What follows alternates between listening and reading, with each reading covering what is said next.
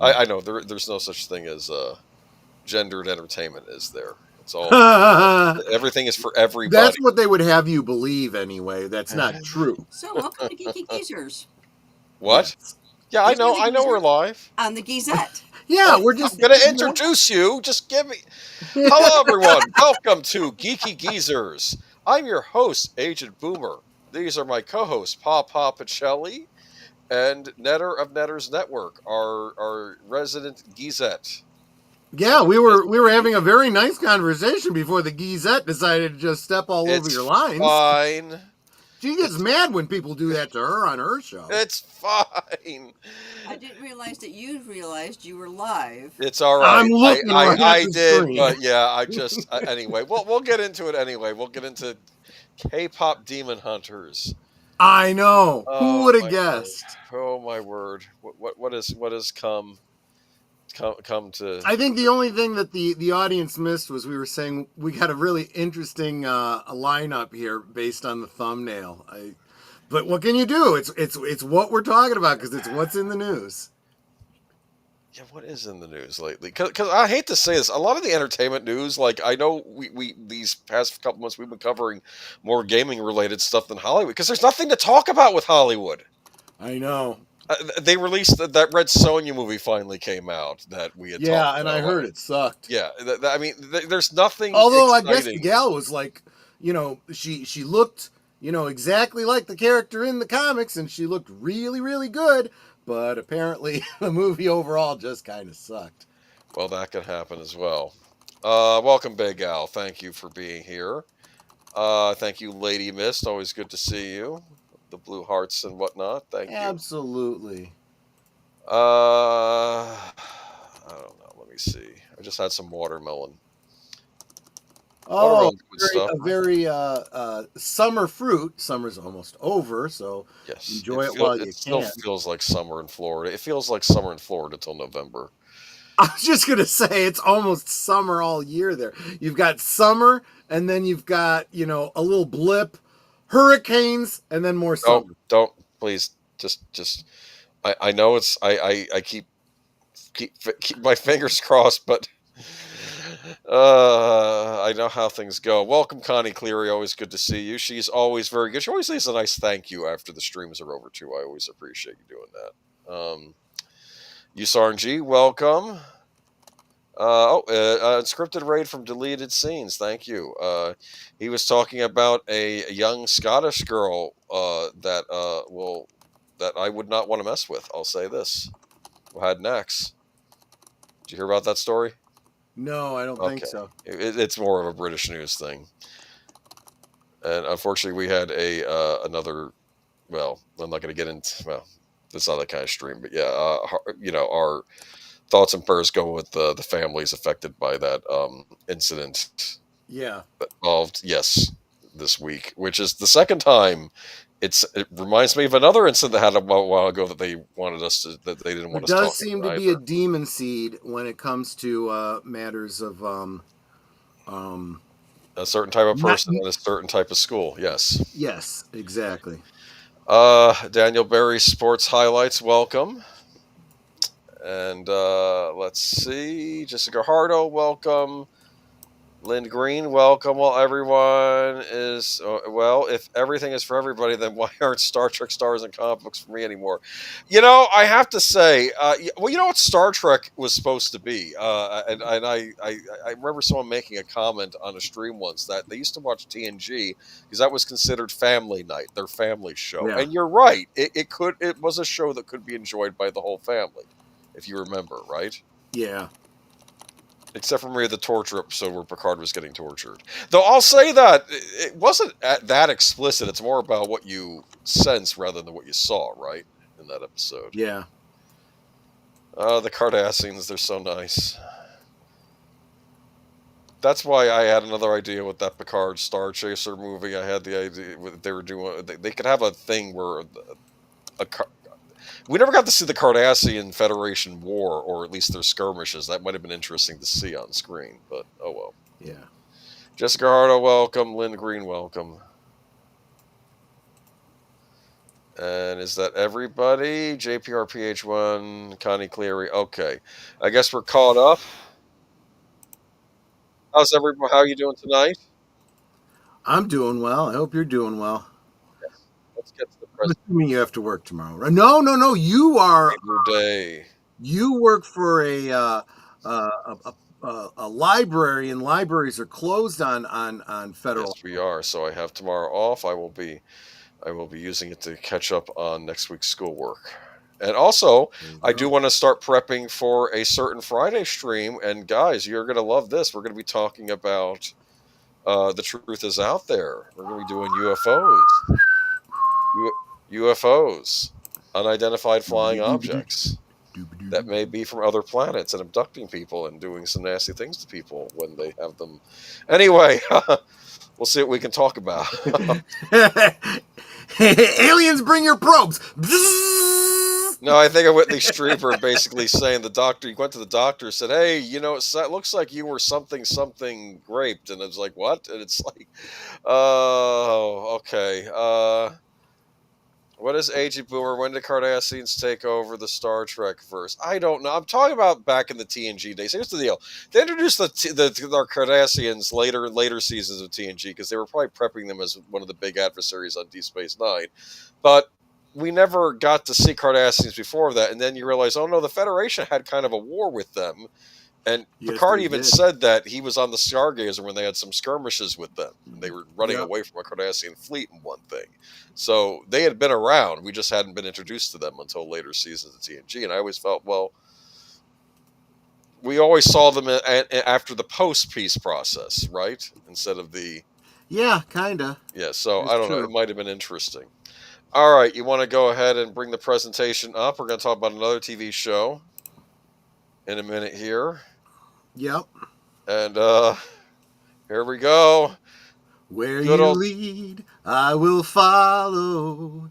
Anywhere that you tell me to. Gilmore Girls. Uh-huh. And here's the thing. I did watch this show. I think I saw all of the original series except for the second to last episode of the original series. I missed it. Wait, why specifically that one episode? Because it's the episode where she broke up with Logan, which made no sense to me. And I always meant to go back and rewatch it, but then I'd watch the finale and I just didn't get back to it. I didn't, and we'll get into the Netflix thing, which I also didn't watch. But Gilmore Girls, it's hard for me to explain. This does not seem like an Agent Boomer style show, though we do have a couple of lovely leading ladies on the show. But I think this was premiering around the same time another television show premiered, which was Crime Scene Investigation, CSI. I remember these came on the same fall schedule that year. Oh, I guess you're right. Yeah. And I watched Gilmore. Never thought about that. And I watched Gilmore Girls, and there was just something about the show that kept me coming back to it. Felicity was kind of the same way. It was another one of these shows that, it's not a genre show. There's no vampire hunting on it. It was a CW show. And I think I realized what I found fascinating about Gilmore Girls is that this is a show kind of about class. I guess you're right. I hadn't really thought about it that way. It's true. Yeah. About the wealthy versus the middle versus the working. And it's not really like a fight, but it's more about how these groups interact with one another. What's interesting about it is it's not the kind of class struggle you would see if it was like set in New York, right? Where you have these ultra wealthy, you have this really poor, and they could be literally living in boroughs right next to each other. This is obviously... They either don't interact at all or they're antagonistic. These are people in a small town, so everyone is interdependent. It is a community, but there are just different mindsets. And there's no, like you said, there's no animosity between them, but they just don't understand where the other side's coming from, oftentimes. There is a little bit of stay in your lane, too, though. Sure there is. On this, let's not try to pretend that... Well, that's where the conflict comes from, right? So here's the big conflict of the show. Her name is Lorelai Gilmore, played by... I should know this actress's name. I always know it until I get on air. Right. You're like Cindy in front of the red light on the camera, right? Hold on. Yeah. Lorelai Gilmore. Let me just the Gilmore girls. But Lauren Graham. That was her name. Yes. Right. Played by Laura Graham. And her story was she came from a wealthy, respected, I want to say blue blood family, somewhere in New England, right? Yeah. But she got pregnant as a teenager, and she's like, Yeah. I'm having this child, and basically left home. And she must have been old enough to be emancipated and get away from her parents, right? So maybe it Right. was like 60. Maybe she basically got away and figured out a way to raise her daughter on her own, without really a lot of interactions with the parents, right? Right. As I recalled. Right. Yeah, and that's Alexis Bledel as Rory Gilmore, who I Yeah. believe is supposed to be around 14 when the So, show and starts. here's another thing that's kind of interesting. It's not crucial. It doesn't come up very much because Lorelai and Rory are effectively two different names, but Rory is short for Lorelai. Lorelai literally named her daughter after herself. She said, "Men do it all the time. Why can't women?" And I Interesting. was like, "That's a good point." There's some of the various cast members of the show. That's one of Rory's birthday parties. And they live in a town called Stars Hollow. Well, and look who that is in the middle. This is where Melissa McCarthy got her start. Got her start. She was Sookie on the show. Yes, she was the chef in the hotel run by Lorelai Gilmore. Now, I gotta say, I loved Melissa McCarthy when she was on this show. Her character was sweet and Sookie. funny and a little silly. Sookie, yeah, exactly. I loved her. Not so much anymore, but back then I thought she was great. I kind of feel I get the idea where she was going to transition into doing comedic roles, but I never felt they quite gelled after Gilmore Girls. I don't know what it is, but there we go. Here are the grandparents. Yes, so of course played by the late Edward Herman, whom I always knew as FDR from Annie, of course, playing Richard, and Yes. his wife Emily, played by Kelly Bishop. These Yes. two were just delightful. And you'll notice that this is a great picture you grabbed here because you see in the background the portrait that shows a very young Lorelai. You know, which we wouldn't have. There aren't any like flashbacks to this period or anything like that. I just think that's No, they really did do a flashback episode once. Oh, did they? Yes, they did. Okay. It went back. I think it went back to the 80s or something because the parents were dressed differently and they were more middle age or they were younger, but still. It still was them, and that's interesting. They did do a flashback episode, or at least flashback scenes of Lorelai as a teenager when this stuff was going on. I don't know what it was in relation to, but I do remember that episode. So they did do that. It was later on in the series, though. Yep. And can we go back real quick to the birthday party thing? Sure, I'll go back. Yeah, because there was a couple of other characters in there that were recurring characters that were worth kind of talking about. At least I thought there would be. No, I guess not. These were background high school friends, I suppose. Yes. Anyway. Oh, right, because she went to a public school and did very well, but then she got into a prestigious private school. Exactly. And then there became issues of how to pay for it and so on and so forth. That's why she had to go to the grandparents. And the grandparents wanted to pay for it. Lorelai didn't want them to, so that causes a little bit more strife. She needed them to, so what happened was the deal with the grandparents, you come to Friday night dinners, we'll pay for her schooling. That's they right. And to be fair, the grandparents' reasoning was, we want to see you. We want to see our family. Okay? I mean, exactly. Yes. It wasn't, and Lorelai it was blackmail, but it was from a good place. All right, yes. Exactly. And Lorelai tried to twist it all the time, like you're trying to, and this and that. And oftentimes it was Rory, the daughter, who was the more level-headed one, saying, Mom, just, just think about this for a second. And Lorelai would go off half-cocked about things. And that was the great dynamic, because in a lot of ways, it was a little bit of a Freaky Friday thing, where the daughter was the more mature and the mother was hadn't quite grown up completely. Yes, there was some maturity thing here, but that's what made her fun. Yeah. Let's go back though. Brilliant casting here. The way they talked. They There had a was certain great banter in this show. There among are not everybody. Yeah, everybody. Yes. There are not enough shows that do banter well, especially not anymore. Now, I don't know if that's because, heaven forbid, you're not allowed to anymore. I don't know. I don't think the talent is out there for the writing. Now, I'm sure there's going to be somebody in the chat who's probably pointing out that some of these writers went on to write for the new Kurtzman Star Trek. Wrong show. Oh, Go it's ahead, not? sorry. No, wrong show for these writers to end up on. Oh, yeah.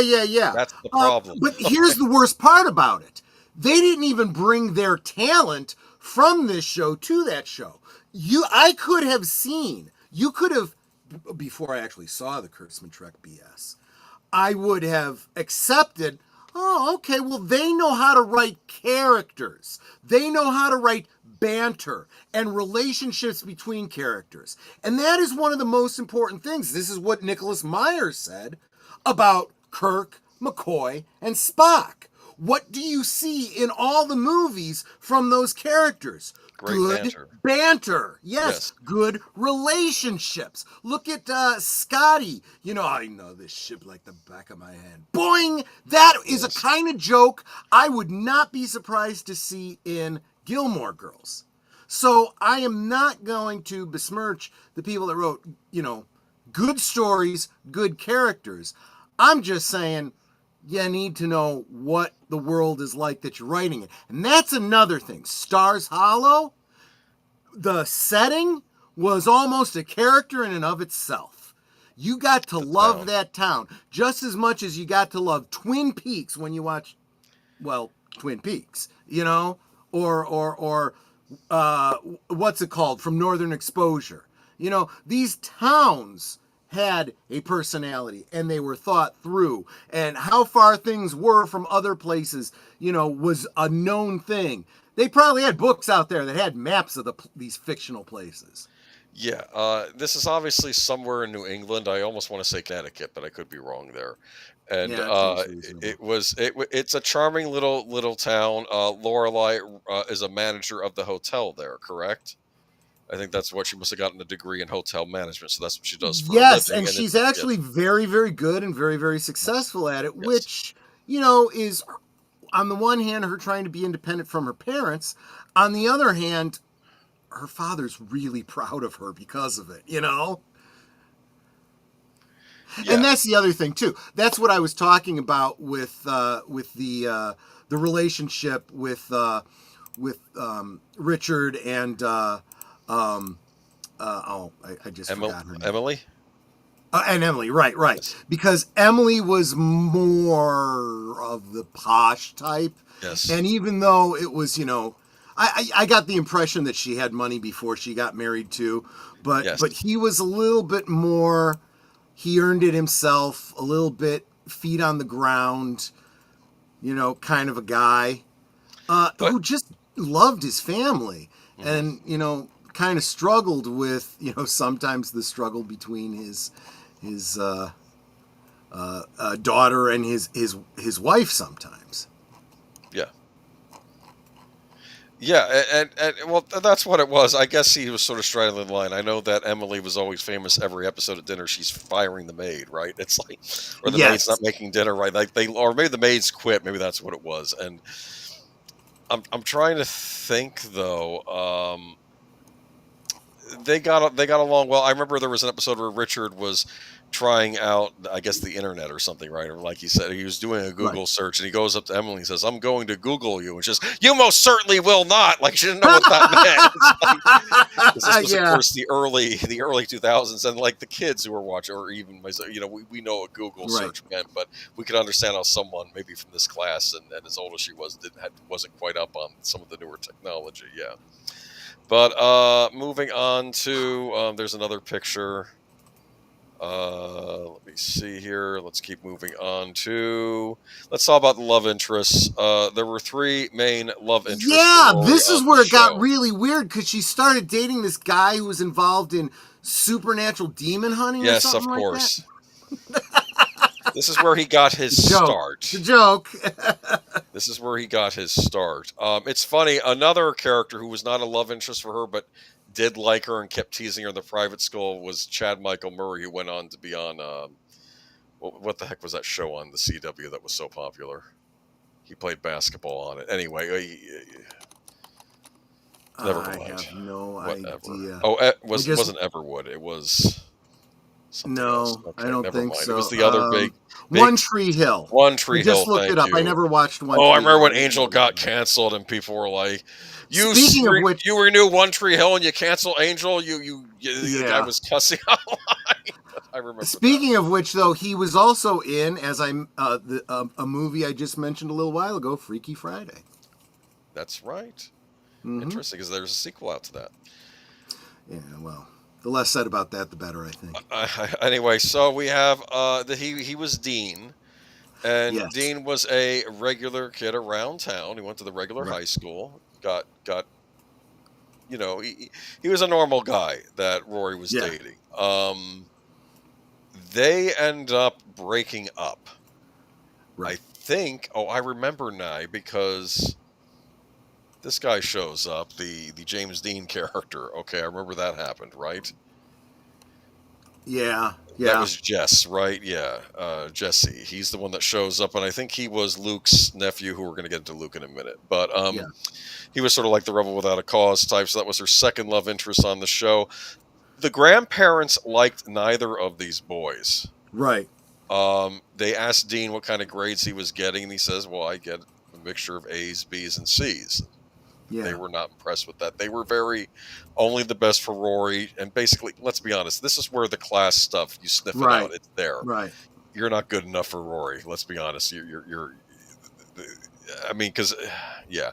And then they hated Jess. They found Jess rude because he was. Right. Yeah, like they had him over. Well, they weren't big on Luke either. And this was, Jess was like we're going to get to Luke in a minute. Luke. Yes. Oh boy, yeah, we're going to get into Luke in a minute, but and then of course we have her third romance. Oh, he looks familiar. Who is that? All these actors, all these CW actors look alike. They cast very good-looking people on these CW shows. Who the problem is he's so young here. I'm trying to picture him slightly older. His name is Logan, though. Logan Huntsberger. He comes from the Huntsberger family. Another very respected rich family in this part of the country. The of course Gilmores know them as well. They actually I think they kind of like the idea of these two being together. Finally, she's with someone of the class she's supposed to be with. She doesn't look happy about it, though. Well, I think these two drove each other crazy. Well, here's what happens. She didn't get along with his dad. Because she did a little internship thing at the paper, and basically the dad tells her, yeah, you don't have what it takes to be a reporter, get out of here. And she kind of crushed her, and even Richard got into a fight with Mr. Huntsberger about that, saying, you crushed me. She drops out of school. I don't know. Where is she going? Is she going to Yale? I think at this time? It was Ivy League. I don't know. Princeton. Okay, she was going someplace. This was when she was going to college. Because they actually follow her through to college as well. So they don't just leave off at high school. But I thought it was interesting. What never made any sense to me, and you might have seen this toward the end of the series, she breaks up with him. Why? On graduation day. Yeah, I assume these two are going to get married, probably start a family, and she breaks up with him, and that made no sense to me. Yep. I guess it made no sense to you because you have no thoughts. Okay, I have some thoughts, and we'll get to that when we get to the Netflix thing. But all right, here we have Luke. Yes, Everyone Danes. loves Luke. Let's face it, this was the guy I was able to relate to the best. I mean, if I was a character on this show, I would have been Luke. There's no doubt about it. They were toying with the idea of him and Lorelai getting together since the show started, and you're like, when is it going to happen? They were definitely the will they won't they type, because he's very cantankerous, and of course Lorelai drives him crazy, but you could see the spark there. Yep. And he runs the local diner. He runs a tight ship, and he's a hardworking man. He runs his own business and stars hollow. Well, I love no cell phones. You see that sign? He was big on that. That came up a number of times. It's kind of like you come to a hot dog stand here in Chicago. They're gonna have a sign up that says no ketchup, and they enforce it. Yeah. No ketchup? Yep. Do they have ketchup in the diner? Nope. What do you put on the fries? Well, usually you don't need anything on the fries. They're actually almost part of the hot dog, to be honest with you. Okay. The way they wrap them. All right. Anyways. So yeah, this is Luke, and it's kind of funny because he and Lorelai finally start dating. And I remember when he goes over to the grandparents' house. It is not pleasant. No, it is first because both the grandfather and the grandmother treat him a little differently. Emily is like, well, normally we serve our guests cocktails, but I figure for you, Luke, would you like a beer? Actually, I would a beer. And it's like, they're doing that on purpose because they're rich. They drink cocktails before dinner. We know you're going to have a beer, Mr. Average Joe.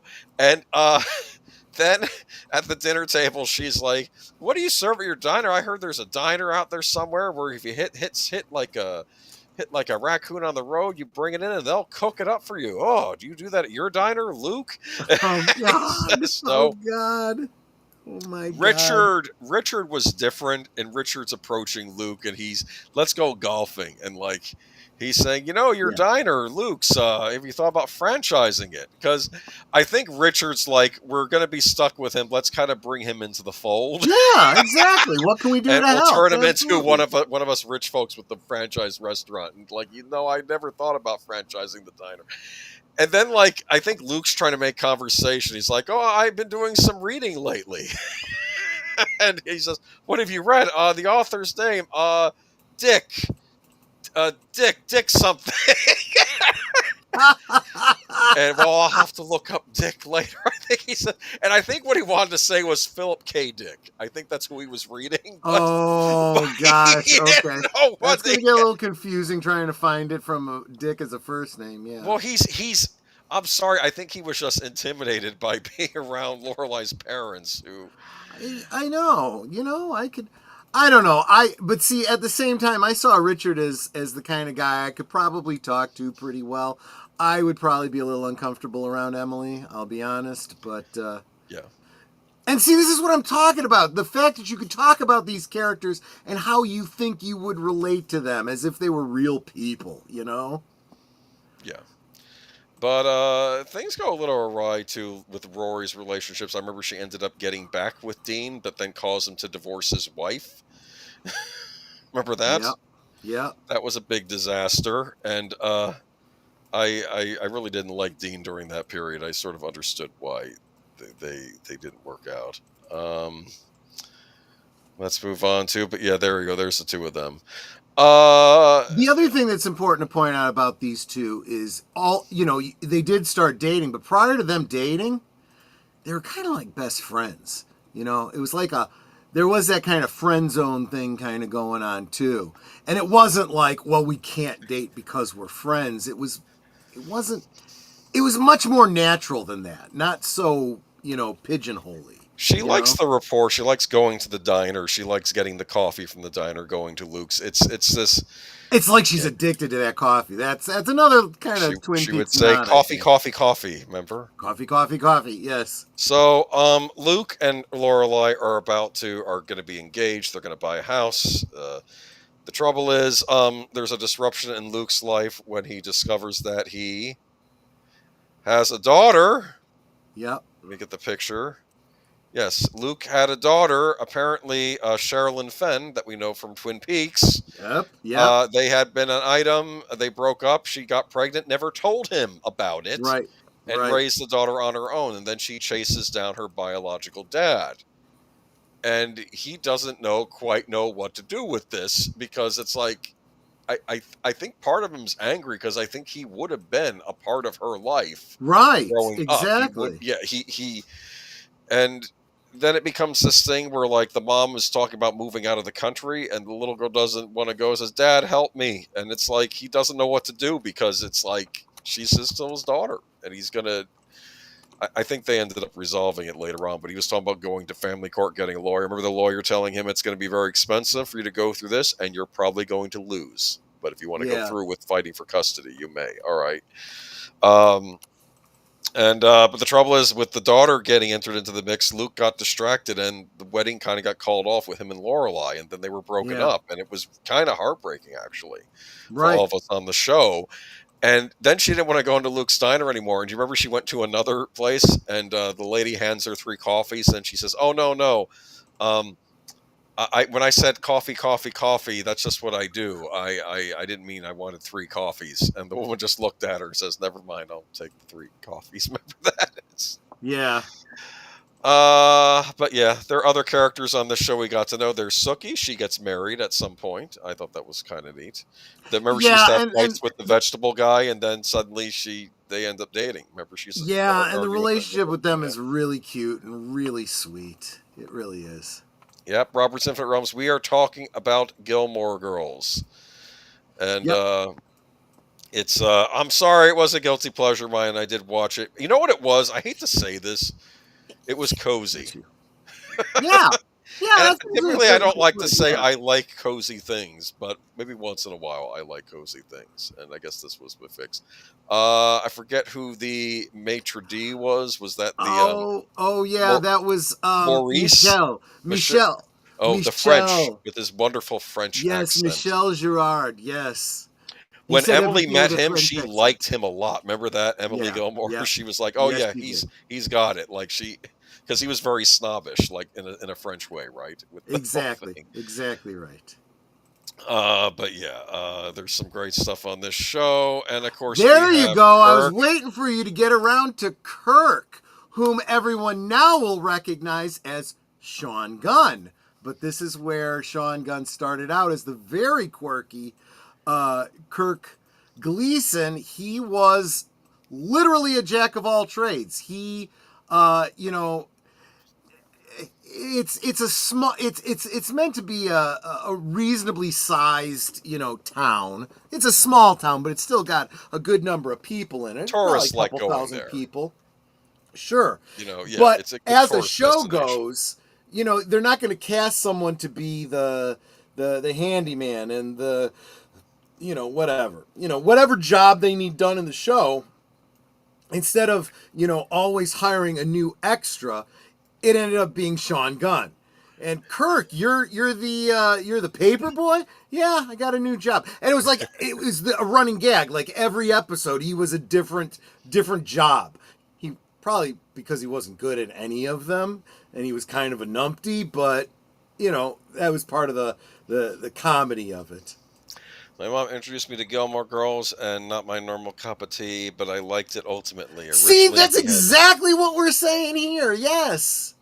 That's exactly what we're saying. You know what it was? I think I think he was like the cigarette smoking man of Gilmore Girls, right? Oh, I never thought of it that way. No, I'm kidding. I don't know out there. It's true. He was like... he was a recurring character, but they treated him like a background character when he wasn't actively in the, in the story. Was his brother the mayor? Yeah, that's probably right. I think you're right. Yeah, I knew his mayor. Brother was there somewhat he is. important. Yeah.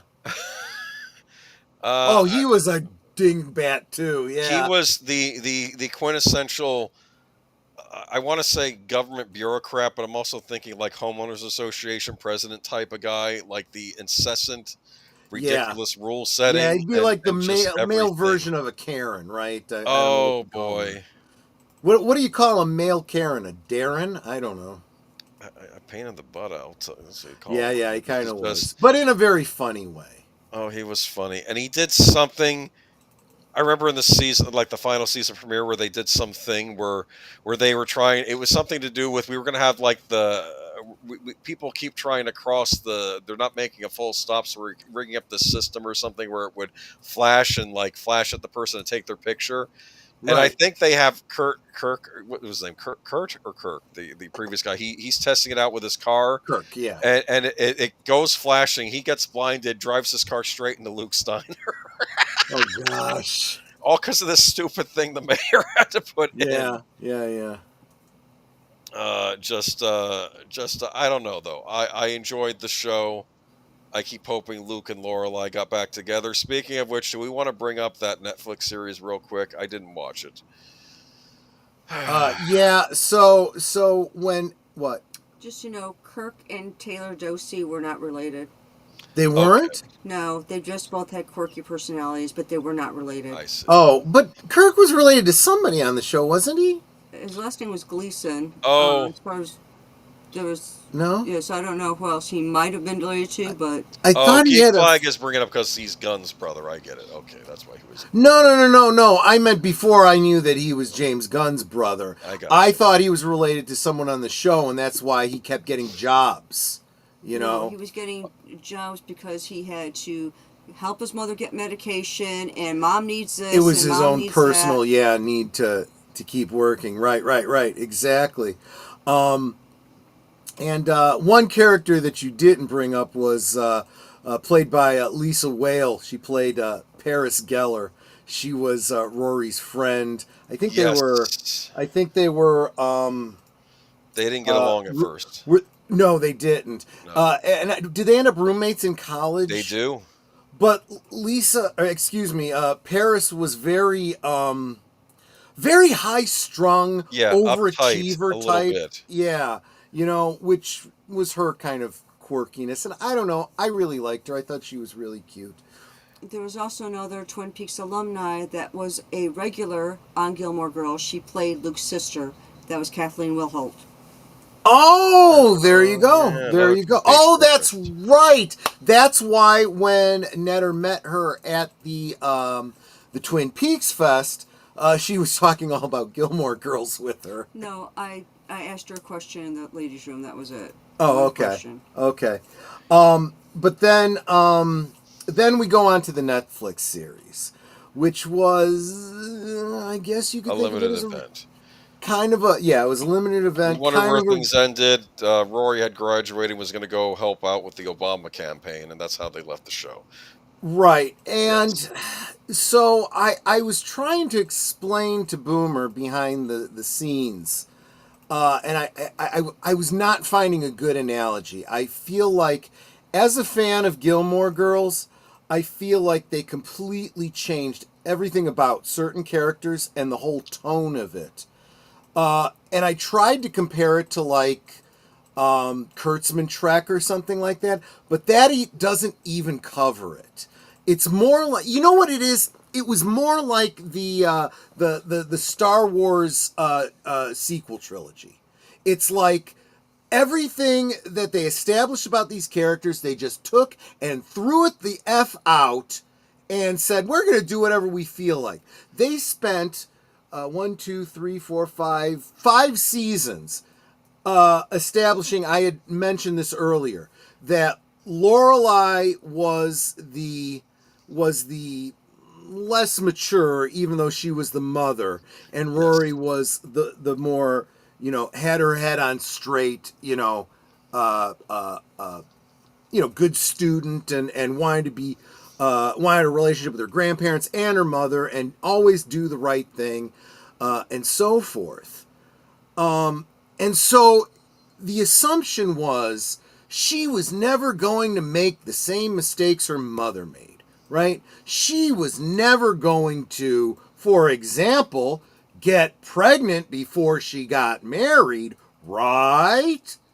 Screw all that. Screw 5 years of character development. We're just going to throw all that out and she gets knocked up and we start the whole cycle all over again. That's essentially the story of the miniseries on Netflix. Whose baby was it? You know what? I don't even friggin' remember. I didn't really enjoy it. It wasn't as good as the show. That those there was no character development. The banter was gone. The soul of it was gone. And I think the fruits of it are where the story went to. So I can't tell you any details. I only remember the broad points. The DVDs are sitting there on our shelf because I'm a completist and I had to get them for Netter, but what, you liked it? It was Logan's baby. It was Logan's. There you go. There you go. Given a choice between Dean and Logan, she got knocked up by She Logan. get married to It's Logan totally- unless Logan You just cut out on us, Boomer. What was that? already married. Back up. We need you to repeat. Sorry. No, What was that I about was trying Logan? to listen to what Netter was saying. Logan is presumed to be the I'm father. sorry, It's I being was- implied. Yeah. Okay. So that's even worse. She doesn't even know who the father is. So this is Was not. Logan married at the time? Oh, don't know. I just Googled this to I don't know who this person is, but apparently Paul, whoever Paul is the father of Rory's baby. Oh, that's I don't know who wonderful. Paul Somebody we don't even know. That's even better, right? Wasn't that guy who had the He's- crush on her who she didn't really like and then ended up having a big falling out with his girlfriend because his girlfriend was friends with Rory, who was played by Jessica Jones. And never mind, this is a whole nother story. Oh, that's right. There is a lot on this show. I mean, Yeah. but my biggest question about not even so much Rory, what happened with Luke and Lorelai? Did they get married and get back together? I honestly don't remember. I don't think. 'cause I was Netter's curious saying about no. that too. All right, well, that's it for Gilmore Girls. Maybe skip the Netflix series. And, I would recommend you instead, look at fan fiction that's out. Well, be careful with the fan fiction. Make sure it's like G and PG rated, fan fiction, because there's some weird stuff out there. different showrunners, I don't know. Yeah, Keep I in mind that sometimes the showrunner can screw up too. True. That is true. All right, that's it for Gilmore Girls. We're going to have some news on it tonight. I have a nice cast photo later, which has Paris in it, so I'll point her out when we get to Oh, good. all right, so here's tonight's Geeky Geezers. That was Gilmore Girls, Good Old Days. It had to happen at some point. We have brought it up before, and I figure we have some Gilmore Girls news tonight. But before all of that, Which was kind of a surprise to me this week. I was not expecting that. This, however, I was expecting. This is really kind of a follow-up to an In Remembrance from, was it last week or the week before? I think so, or a couple weeks ago. It was recent. Young and Restless reveals final appearance date of Tristan Rogers. The Young and the Restless is giving fans a chance to say goodbye to the late Tristan Rogers. The Australian actor died August 15th at 79, taped one last scene earlier this summer as Colin Atkinson. He reprised his Young and Restless role for one episode only, and that will air tomorrow, August 25th. Oh, it's already passed. Yeah. I'm sorry. Well, then I guess Well, I should have said this article. Okay. That is the problem with Yes. but I'm sure nowadays it's not like it used to be. These soap operas are available out on streaming, so you can probably find it. Tristan Rogers was a respected member of the soap opera community, and he was a beloved member of Young and Restless family, said Weiner star Jess Walton in an IG post today. I had the pleasure of being his scene partner for many years. I adored working with him. So, yeah. So that's it. That's it for Tristan Rogers. It's kind of weird, right? When you have a favorite actor and their final performance comes out. That happened with me with Philip Seymour Hoffman. I think the last thing he was in was Hunger Games. Well, a lot of us Came did out. the same thing when the Final Destination movie came Tony out Todd, with yeah. Tony Todd. Yeah, exactly. It's just it's weird, and then they're not going to have any new performances after that. It's weird when stuff comes up post-mortem, but yeah. Yeah. Rest in peace. Yep. All right, I'm just going to use the same picture for all three. This is the movie everyone's talking about. Anyone in the chat see this movie? It's like it was number one on Netflix, though apparently Thursday Murder Club beat it out this weekend. So, full disclosure, I assumed this was something I would not be interested in, and so I never.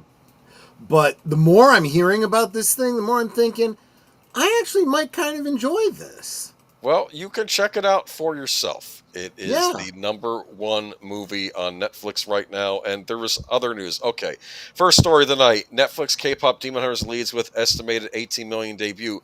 They did a brief, and I do mean brief, theatrical run of this I think it was last weekend, where it was just Saturday and Sunday only. Didn't even give it the full week. It beat out everything else at the box office. In a box office twist, a film from the theatrical verse, Netflix appears to be number one on the North American charts. K-pop Demon Hunters, a sing-along version of the hit animated musical, is estimated to have earned $18 million to $20 million on Saturday and Sunday. Netflix has reported grosses, but projections from rival studios and exhibitors would put ticket sales of K-pop Demon Hunters ahead of those for Weapons, which was expected to claim first place and looked to earn a strong $15.6 million from 3,631 North American theaters in its third weekend release. K-pop Demon Hunters is playing on 1,700 screens. That's more than double the theater count for the streamers Glass Onion and Knives Out story in 2022. With roughly 1,150 sold-out showings, according to knowledgeable sources. That K-pop Demon Hunters, a fantasy adventure about a K-pop girl group protecting the world from demons with their music, is available on the big screen at all is rare, and not just because it's backed by Netflix, which doesn't prioritize theatrical. Sony Pictures Animation produced the film, directed by Maggie Kang and Chris Applehands. It's also unusual because K-pop Demon Hunters isn't new. The movie debuted on Netflix about 2 months ago. Think about this. You got a Netflix subscription, which I assume people who went to see this movie did. You could watch it whenever you want in the comfort of your home. People went out to the theater to go see this on the big screen and I guess be with a crowd. But in the time since, it has become the second most watched film ever on the platform, while three of the film's original tunes, Golden, Your Idol, and Soda Pop, are currently in the top 10 of Billboard's Hot 100 chart. Though it's a boon for theaters during a painfully slow weekend, that's not why Netflix brought K-pop Demon Hunters to multiplexes. The stream behemoth is hopeful that excitement will drive fans back to the platform for rewatches or the inevitable sequel. AMC Theaters, the world's largest circuit, is the only major chain that isn't playing K-pop Demon Hunters. AMC... I know.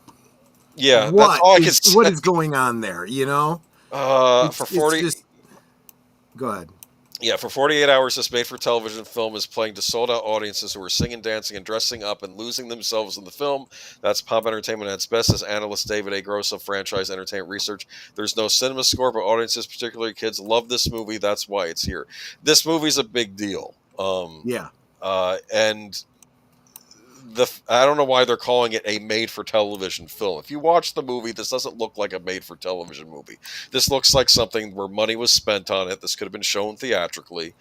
And it really makes you wonder why the heck they didn't put this out in the theater. Netflix doesn't do that. That's why. Because, and I'm going to get into that in a minute too. But I guess is that the transition point you were making? Okay. Oh, I didn't realize I was, but if it's a good, we're going to get into the third thing. Like, why isn't this a theatrical release if it's this popular now? Didn't see K-pop, but I watched Thursday Murder Club today. I liked it quite a bit. I saw Thursday Murder Club also. That is number one on Netflix right now. That is an Amblin Entertainment produced, Chris Columbus directed movie about folks in an English retirement home that have a little murder club and they try to solve murders. And Ben Kingsley, Pierce Brosnan, Helen Mirren are all in it. So it's kind of neat. I don't know. There you go. It's like it's a British mystery movie. That's what it is. Yeah. But K-pop Demon Hunters. Okay, here we go. Next article. K-pop Demon Hunters, Netflix's most popular movie of all time. So of all the Netflix made movies, this is the most popular.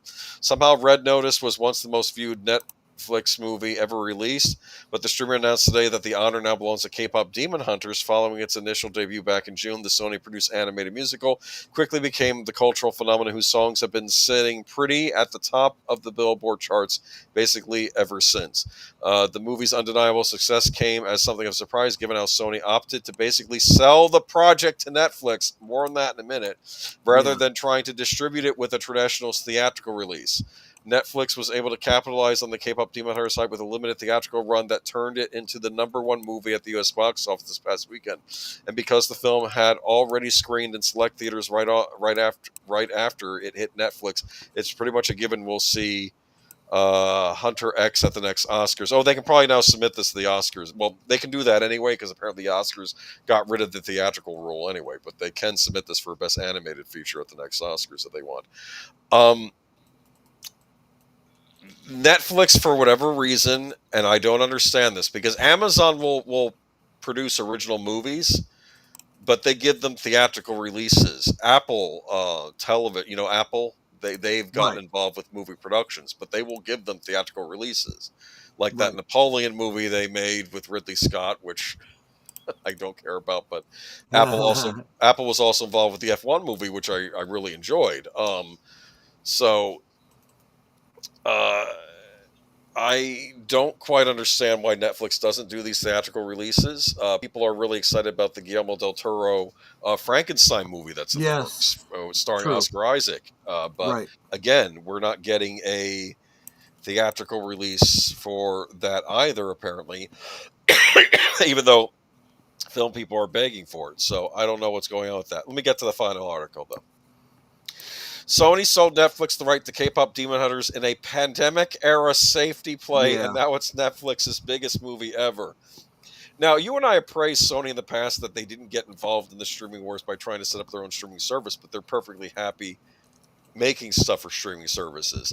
I do Right. not believe this movie started out as something they were making to sell to a streaming service. I think it started as something they made that they were going to release theatrically. Exactly. Okay, yeah. Oh, no, I should let you get through the article before we analyze it. But All yes. right. If you, okay, K-pop Demon Hunters is a bona fide mega for Netflix, becoming the most watched movie ever with 236 million views, while making Billboard history with 4 simultaneous top 10 hits. Sony Pictures Animation, which spent 100 million creating the phenomenon, will reportedly net only 20 million, owing to a pandemic-era distribution deal. The outcome represents a massive missed opportunity for Sony, as Netflix now controls what could have become a multi-billion-dollar franchise. Netflix has a monster hit on its hands, and it's not what anyone expected. K-pop Demon Hunters, an animated film about a K-pop girl group who are also demon hunters, has officially become Netflix's most watched movie ever with 236 million views, dethroning the previous record holder Red Notice and its 230.9 million views. The milestone comes just 67 days after the film's June 20th debut, making it one of the fastest climbs to the top of Netflix's all-time charts. K-pop Demon Hunters isn't just breaking movie streaming records for... Okay, we already know about the Billboard. All right. The success has been so overwhelming that Netflix and Sony are already in early talks for a sequel. For Netflix, this represents the kind of breakout animated franchise the company has been chasing for years. But for Sony Pictures Animation, which created the film, the story is more complicated, potentially represents one of the biggest missed opportunities in recent Hollywood history. My personal opinion, Sony done effed up with this. They did, but now here's they did not expect this was going to be a huge hit, and they figured exactly Netflix. Yes, this is one of those things like Minecraft, right? Yep. Where it's not a known quantity, it's a gamble. There was no indication that this was going to do really well. No. If they're sitting on this during the pandemic, they have no way to. Whatever they do with it, it's going to be a loss, because if you put it out in theaters, people can't go to the theaters because the coof, right? Yep. They don't have a streaming service to put it on. The only way it makes the money is to sell it to somebody else that might be able to put it on streaming. Yes. And then, oh my gosh, really? This was a big hit? Oops. So I'm not going to fault Sony for this. This is one of those... You know, it's like when Mego passed on Star Wars for Kenner, or for the Star Wars action figures, resulting in Kenner getting the big deal. You know, they didn't know, right?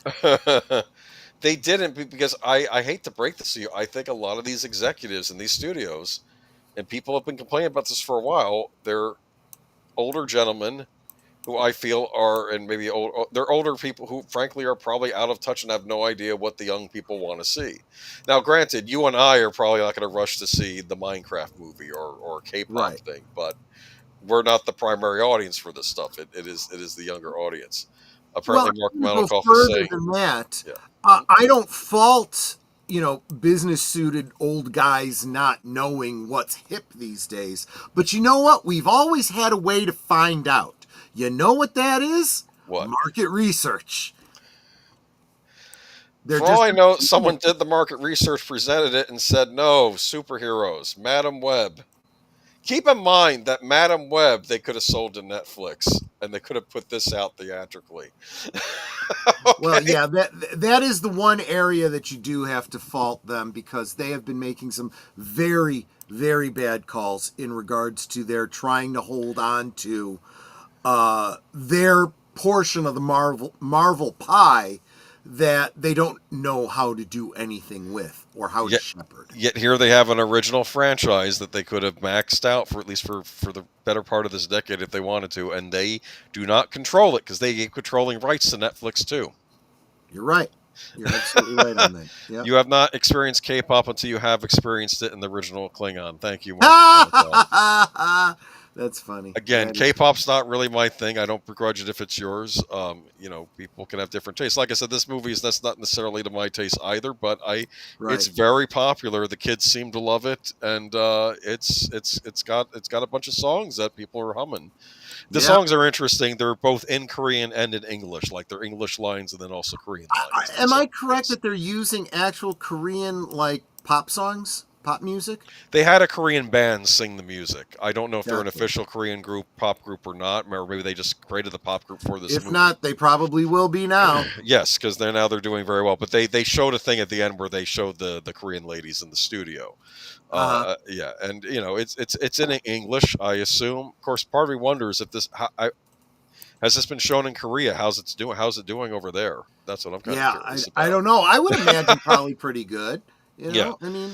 So, just big. Sony, though. Let's see here. Sony's deal. Do you want me to read it to you and what it walked away with? Obviously, K-pop Demon Hunter's massive hit for Netflix, and Sony actually made the movie, so it should be equally massive for them too, right? Well, not so much. Despite spending roughly $100 million to create what became a global phenomenon, Sony Pictures expected to net only $20 million in profit from what is potentially a billion-dollar franchise in K-pop Demon Hunters, basically a fraction of the upside. The reason lies in a 2021 distribution deal Sony struck with Netflix designed to guarantee returns during the uncertain pandemic era.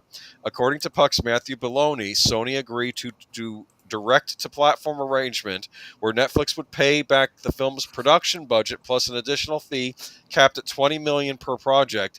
In exchange, Netflix retained all rights to the property and owes no additional profit participation, even as the film becomes a massive hit.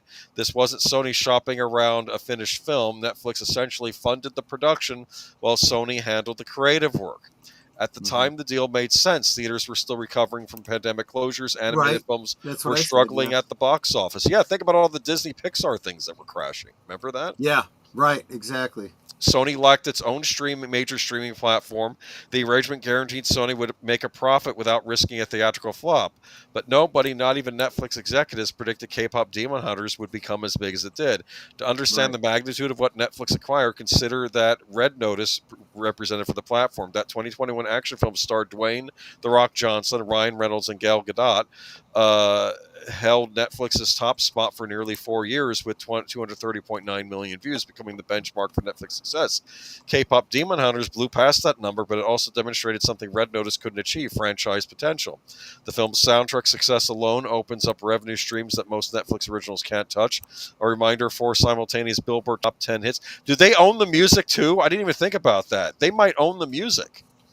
If they do, that's huge. Because I think I don't know where this band came from. It could have been because let's be honest. I'm not an expert on K-pop, but I believe these are like our pop bands where they're kind of grown in house and then put out there. I don't know. Yeah.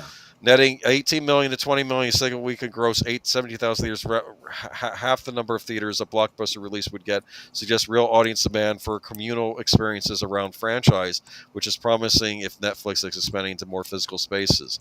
Missed opportunity for Sony. Had Sony kept the rights to K-pop Demon Hunters, the company would be sitting on something potentially worth billions. But what truly acts as salt in the wound and perhaps some form of cruel irony is that last September, Sony's own chief financial officer, Hiroki Totoki, said this in an interview with Financial Times. Whether it's for games, films, or anime, we don't have that much IP we fostered from the beginning. We're lacking the early phase of IP, and that's an issue for us. Sony has been candid about its struggles to develop lasting entertainment franchises beyond Spider-Man. Company executives have acknowledged the studio needs more original intellectual property fostered from the beginning. This is what you and I are saying all the time, right? Yeah. K-pop Demon Hunters represents. It said Sony now watches Netflix leverage the property for sequels, merchandise, and much more. Sony, for what it's worth, will share in some of the profits, including album sales. Netflix has offered no further comment. And yeah, and there are of course there are going to be sequels to this thing. But Oh, there will be now for sure. Yes. oh, look at this lovely thing. This is from Fortune magazine. For this story, Fortune used generative AI to help with the initial draft. An editor verified the accuracy of the information we're publishing. Just shoot me now. Just Well, shoot me no, now. but at least they verified it, right? They didn't just. I would hope so. Yeah, well, it's not always a certainty with these ding dongs. Yes, and all three of these group members have different personality types too, in case you were wondering. Right. Okay. Yes.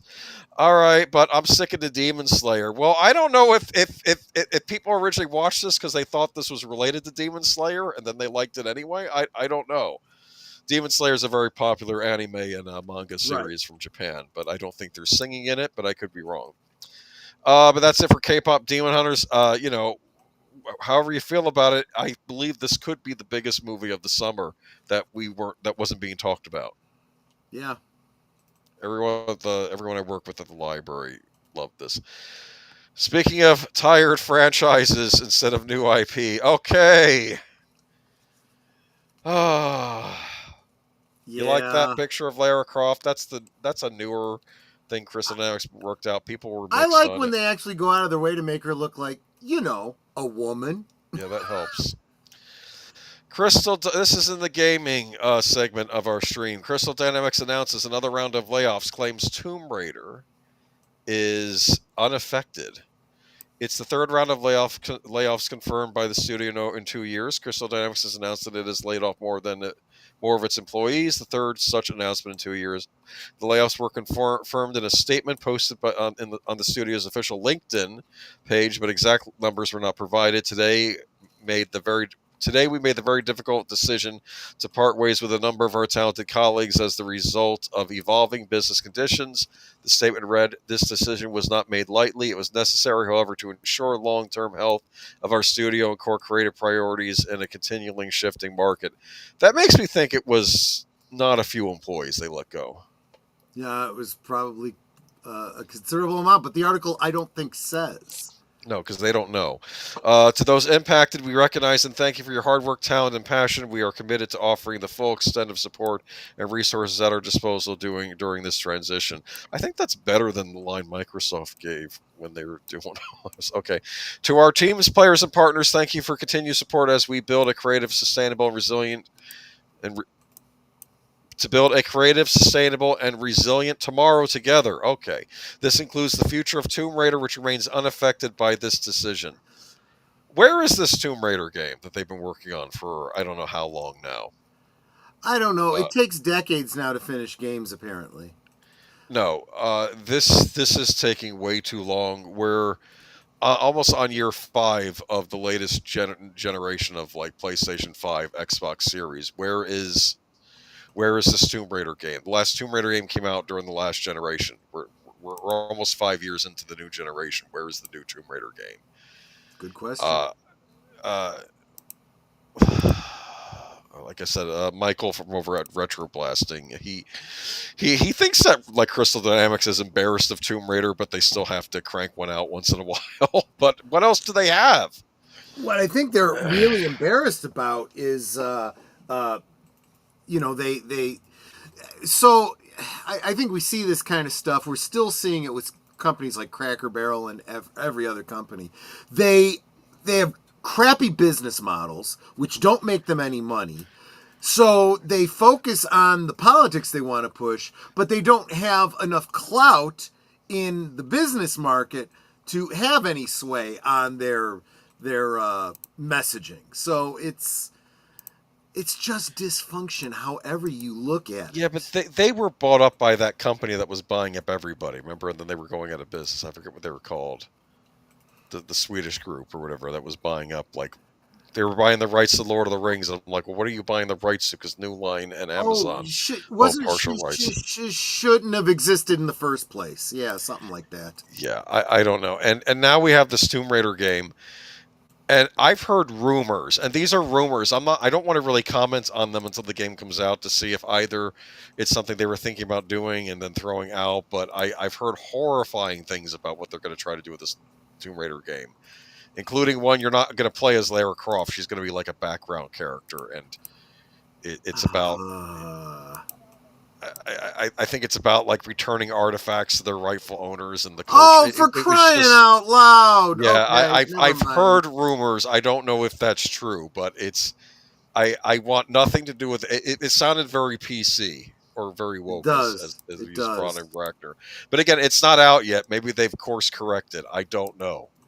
But I'm just tired of waiting. I need to know if this game is going to be a disaster or not. Because I can almost guarantee it. They can't keep hacking away at this character. There's going to be no interest left. I don't even know if the young people even know who Lara Croft is at this point. They did very well by releasing the classics last year, but that was a different team developing those. That wasn't Crystal Dynamics. All right. Oh yeah, here we go.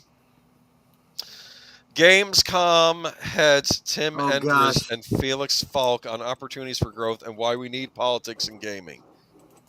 Gamescom has grown this year, enthuses Tim Endres, the show's director. We are talking about more than 1,500 exhibitors. They are coming from 72 countries all over the world. It's more international than ever before. The Cologne-based gaming event has long been the biggest of its kind in the world. Last year, attracting 335,000 viewers. At the time of our interview, Endres is still waiting for the final visitor numbers to come for 2025. Looks pretty good. Okay. It's not just about who's physically at the show, though. Endres emphasizing the importance of GameSpawn opening night live and CluuStudio, which is run with IGN broadcast highlights from the shows worldwide. So GameSpawn is a hybrid today, he says, so much digital as it is physical. I'm already not liking this guy. All right, hold on. Let me go down to where it was saying. Where's the politics thing? Okay, hold on. Give me a moment. I should have probably done. Okay, politics and gaming. Here we are. Falk says that for him, one of the highlights of Gamescom this year was the special slot in opening night live that highlighted 3 games about engaging with democracy. We had Georg Friedrich, a member of ours on stage, and he's always done games around the quote-unquote the rhymes with Yahtzee regime and historical topics around democracy and the fight for democracy. Frederick is the head of Paint Bucket Games, creator of The Darkest Files, a game about investigating the real crimes of this group in post-Second World War Germany. He talked about the role that games can play in strengthening democracy. I found that really emotional, says Falk. I mean, that's the beauty of our industry, he adds, in which so many people are positively trying to make the world a little better with games. Rather than shying away from... you're not. You're absolutely making it worse with games. Okay. Rather than shying away from putting politics in video games, he's pleased to see games get more political. Well, that's where I come from. I come from the political side, says Falk, who previously worked with Bundestag, the lower house of the German federal government. So that's also my view on the world, and I always say games are political no matter if you are planning to do it. I hate this. Oh, all art is political. Yeah. I've never understood that. Okay, we are at the most influential art form at the moment. Won't be for long if you keep hacking away at it. We are at the heart of pop culture, and this gives us a responsibility as an industry as well to be political in a way. And even if we tried not to be, we still express beliefs, and we are influential on millions and billions of people worldwide. Of course, politics is also important outside of gameplay, and Falk said that he has been pleased that the new German government is offering great support to the country's gaming industry. Yesterday, for example, we had a roundtable with the highest CEOs like Yves Guillemot and Sarah Bond and others talking with the new minister to make Germany strong as a place for games, not just when it's Gamescom in August, but the whole year. German politicians officially opened Gamescom on Wednesday, but it is difficult to get politicians engaged with gaming, we ask. It's easy to get them here, and it's easy to have them be blown away by these amazing festivals and see the potential, said Falk. But what's hard is to make them really understand what the industry needs are and what we need to grow and how fast this must be done, how fast the good surrounding on a political level needs to be built in order to be successful in the competition worldwide. What is he talking about? Wasn't there a game company that and it was Swedish or something, wasn't it? Where the government literally funded this propagandist yes, piece of garbage? And it was actually attacking the United States too, I believe. Yeah. As I recall, it was all about like how the police are bad and like the main characters were more communist types, and it's like this Right. is what are you doing? And of course the game bombed because nobody bought it, nobody had heard of it, and then the creators yelled at the gamers for it, and it's just you need to make money. Right. And what do you mean by politics? If they know anything about the current player base, when they find out a game is political or quote unquote woke, they start to see that as they're putting the politics ahead of the good game design. The game is going to be terrible to play. I'll tell you something else. It's about the revisionist history versus the we got to teach you history. Okay? You don't need to teach us about the German socialists of the mid 20th century. Okay? They're the bad guys in a lot of video games. Okay? Yes, we all know they are the bad guys. You don't need to keep harping on that to teach people that they are the bad guys. They have literally become the proverbial bad guys that now have become sacrosanct. They're so bad we can't even talk about them now. Okay. Don't let us see their symbols or a mustache that looks like that, or someone might just freak the hell out. Yeah. Okay. He says that the German games need to be similar to those elsewhere, such as better tax breaks. I have to be honest. Ever since seeing that 60 Minutes article about Germany and how they treat freedom of speech and expression over there, I'm just no. To be fair, one of my favorite game studios was a German game studio, Factor 5. They did a lot of Lucasfilm productions. They, of course, dissolved a while ago, though. But of course, Factor 5 wasn't interested in talking about politics. They just made games based on Star Wars, and people had a good time. Imagine that. I know. Okay. I guess we're going to move on. Oh, welcome, Curtis Selby. Howdy. Prime Video. I've already heard stuff going on with that Blade Runner series I don't want to talk about. Oh, God. It just doesn't look good. Okay. You don't actually own the movie you just bought. A new Class A action lawsuit targets Gee, Amazon. shocking. Well, here's the deal. I mean, if you're spending money, it should be in good faith. It says buy, rent. When you buy something, it means you buy it. Right. Well, but here's the legalese they're trying to pull on you. Well, you buy a license, and that license is not permanent. You can have it for as long as we say you can have it. I have not bought a single digital movie since that French Connection fiasco. I'm done. A little known fact about the movie and TV show purchases online: what's being bought isn't actually ownership of the title, but rather a limited time license for viewing access. Consider the $4.99 director's cut of Alien on Amazon Prime Video. Cheap, right? But if the tech giant loses the rights to that version, the movie can be replaced with a different cut like the one out in theaters. Oh, that's interesting. Yeah. If Amazon loses the rights for the film altogether, it'll completely disappear from the viewer's library. So you'd buy the director's cut, and then you get the original cut instead, because you don't actually own it.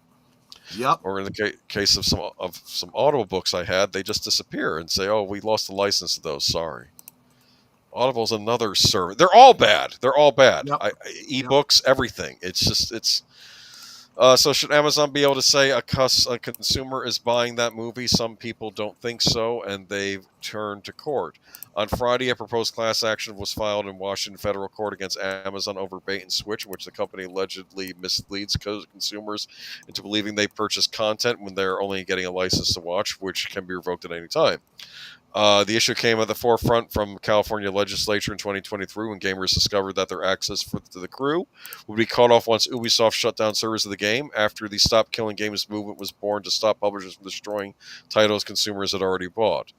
Lisa Reingold, who filed the lawsuit, says she bought Bella and the Bulldogs Volume 4 on Amazon in May for $20.79, but soon lost access to the title. It's not an uncommon occurrence, similarly affecting consumers across digital stores, like those hosted by Apple and Google. If you bought Downton Abbey through Amazon as the 5 seasons came out from 2010 to 2015, you no longer have them by 2024. Just like I no longer have the big book of espionage that I purchased through Audible, because when I paused the service, and then I brought it back, it disappeared because I didn't actually own that talking book. Yep. because you don't own anything anymore. They don't want you owning things. Yep. The way in which digital transactions are structured, the lack of transparency around them, and the streaming landscape is partly why physical media is kind of sort of cool again. DVDs offer the ability now and forever to bypass the complicated web of license that leaves fans unable to access their favorite titles. I was watching an article on YouTube recently that said the Generation Z are turning to something called compact discs. Shocking. Do you remember those Shocking. to listen to their music on? Well, because you can also still write your own CDs. Because what have I been saying? Own physical media. If you can't obtain it, make your own copy. You have that right. The lawsuit accuses Amazon, which didn't respond to a request of comment, for misrepresenting the nature of movie and TV transactions during purchase process. On its website and platform, the company tells consumers that they can buy a movie, but a hidden footnote in the confirmation is fine print that says you receive a license to the video and you agree to our terms. The complaint says, you like that? Yeah, exactly. Can I tell you something that happened to someone I know? Let's say you wanted to buy a season of anime on Amazon. Well, what Amazon would typically do was you can watch the first episode on Prime for free, and then you pay for the rest of the season, right? Right. So let's say, oh, I really like that first episode. You know what? I'll just buy the whole season. And then you buy the whole season, and then you look in your library, and you're like, wait a minute, the first episode isn't there. Well, no, we provide the first episode for free. Yeah, but what about when you stop providing it for free, or you stop providing it, then I don't have access to the first episode of this series I bought. Let me listen to what everybody, listen very carefully to what I'm saying. I have to say it a very certain way. If you have access to something, you have the ability to change its format. You can change its format while you have access to it to something more permanent. Just remember that. Please tell me how to do that on Red Shelf. I have no idea what that is. My company, we used to give PDFs for certain licenses for a thing called CMMI. Now it's Red Shelf, which means we can't download anything to give to the customer. When I went on to do my classes that I did this past week and I'm doing this week, the review manual that I need to look at is under Red Shelf, which means, unlike the previous class where I can download all the materials and I have them on my desktop to use whenever I want, I can't do that. That is a little bit different circumstance. That's not something that you paid for that you can change the format. But it's still a pain in the butt. It is a pain in the butt. There is always a way, but sometimes it's not an easy way. In her case, she realizes that one thing she could do is spend all the time that it would take to take screen captures of everything. But that would take forever. And that defeats the whole purpose of why she's doing it, because she's trying to save time on something. I'm trying to make it. I did want to just Jesse here. How come Amazon Prime doesn't give the customer a copy of the book or DVD when they buy the digital version? They don't. I know at some point in the past they must have, or at least a rental version. If you bought a physical DVD, sometimes you would get a digital copy you could watch through your Amazon Prime account. So they would give you the digital if you bought the physical, but not vice versa. That's why a lot of the times when I would want digital movies, because there's a convenience to it, I was like, well, wait a minute. Doesn't the Blu-ray come with a digital copy? I can just buy the Blu-ray, have my physical copy, and then I can redeem the digital version. And to be fair, I think companies were doing that to stop people from making their own versions of things. We'll just do it for you. But now they seem to be getting away from that, and they don't even care about doing that anymore. They're just like, you're going to own nothing and be happy. This is why I still oftentimes buy DVDs and not Blu-rays. Blu-rays make it more challenging to make your own. You can do it. You can copy them and whatnot. But even the software to view and write Blu-rays requires licensing. So it's it's always something. Right. Larry Corella has some hilarious books that are Audible exclusives. When they offer the set on disc, I bought that.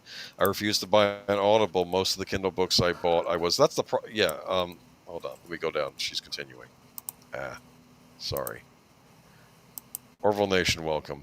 Will willing to consider a rental for the price, though I am very unhappy. I'm not going to hold on. Okay. Willing to consider a rental for that price, though I am very unhappy that the Star Wars novels I paid for now have crap AI art, cover art, and not the art that was on them when I purchased them. Yeah, well, There you go. that's the thing. And part of the problem is, I'll say this too, one of the reasons why Oh, wait, and you know why they do that? Again, it's the same reason that they keep changing all this stuff so that they don't have to pay the original artist. If they make it through AI, they don't owe anyone anything. So you're going to get their watered down crap. welcome Orville Nation. Yep. I didn't even think about that. Oh, are they just replacing this with the bad art so they don't have to pay the artists anymore? Yes. That is so sleazy. Yes, it is. Why everything? I'm telling you, everything is sleazy now. Yep. And I don't know what to tell you going forward. I know that one of the reasons why I did some of this Audible stuff, because I like those big books, like the Big Book of Adventure Stories, Big Book of Vampire Stories, because you would get one of those on Audible, and they were like 50 or 100 hours long, and you'd have like all these short stories you can listen to. But again, it comes as a price because you think you own it, and you don't. Right. Because I thought, okay, well, look, they're going to store it for me, and I bought it, and I'll have access to it through the account. Then it disappears on me. Yep. WTF? It's like I can't even return it, and so I'm just done. I'm not using that service anymore. You can't use any of these services. I heard there was a big disaster with the Kindle books where you can no longer independently store them on your desktop or your computer, kind of like how Netta was talking about with her work thing, right? Yep. You have to you have to use their proprietary devices to watch this stuff on, and exactly. I feel like right now they're putting a squeeze, and they're really not wanting you to own everything, and I don't quite know what this is about. You will own nothing and be happy. So people have to fight this, and I'm glad that there's a lawsuit going through. So we're going to see what happens, because frankly, these people need to be put on a stand and explain what they're doing. Exactly. So and I know what I don't usually give credit to California for a lot. I'll give them credit. The California legislature, they were doing their job here. They were making transparency with some of these predatory practices of these companies. You got to understand that you know, if you're more conservative, you're more on the right and whatnot.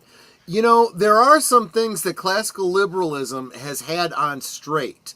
You know, that the neocons absolutely do not, right? And that's why Gina Carano, for example, was able to take her case against Disney and file it in California, because California had protection laws for exactly the kind of thing that she needed protection from. Now, they created it back during the time of McCarthyism, but what's right is right. You know? Yes. Actually, I did want to bring up this point Lynn Green has, except the artist was paid when I clicked to purchase the button. They went out of their way to force an update I didn't want. So yeah, when you would purchase them originally, it had the artwork on it. So your argument is, I paid for that artwork. Right. And now you replace it on me. Here's the thing. You don't know, and I don't either. There's really no way to know what's in somebody's contract when it comes to things like residuals, right? So that's why, for example, when Kurtzman wants to do something with Kirk, he's going to change something about Kirk's character, and you know, he has it cast by another character, and change the uniform and stuff, so that when the toys go out, William Shatner doesn't get paid for it, and you know, people that wrote previous things about Kirk don't get paid for it. And when they want to reference a story, they don't want to for example, the first time through on the Picard series, they completely eliminated any reference to the character of Lal when they talked about Soong-type androids. Why is that? Because they didn't want to pay the author of that episode that created that character. The comic books do the same thing. So a comic book character that was created by some author, some writer, like whatever, like Superboy, exactly. Well, you know what? Now when we refer to Superboy, it's something else that someone else created that we have on contract. So we don't have to pay them for that. And the next time we re-release or somebody goes to re-download a book, Yeah, we still have to pay the author, I guess, but at least we don't have to pay the artist who made the artwork. Yeah, and that made me also think too that maybe they weren't paying the artist to begin with, and the artist complained, and then they just took the artwork off. Well, yeah, because that did happen to Paramount. They got sued by authors that were like, "Wait, you're using characters I created. You owe me residuals for that."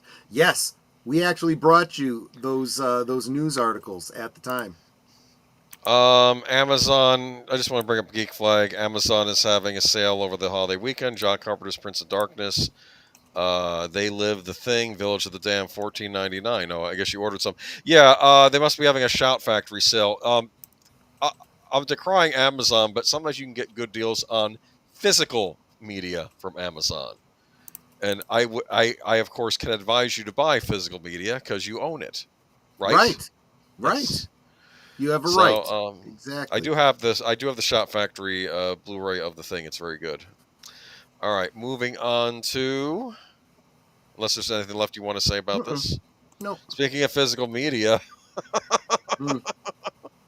Japan's yeah. National Library says game key cards are not eligible for preservation. And when you sent this to me, my response was, "Oh, shocker! Who could have seen this coming?" So Surprise! This is funny. Japan's National Diet Library, or NDL for short, is one of the biggest libraries in the world from the year 2000, began to obtain video games, CDs, and cartridges for preservation purposes. Isn't that nice that Japan thinks about preserving all these video games? Yeah. I don't think we... Because they realize there is cultural value to them. According to an article from Famitsu, thanks Automaton, however, the library does not consider the Switch 2's game keycards as proper physical media and therefore will not be accepting them into the 9,600 strong catalog of game titles.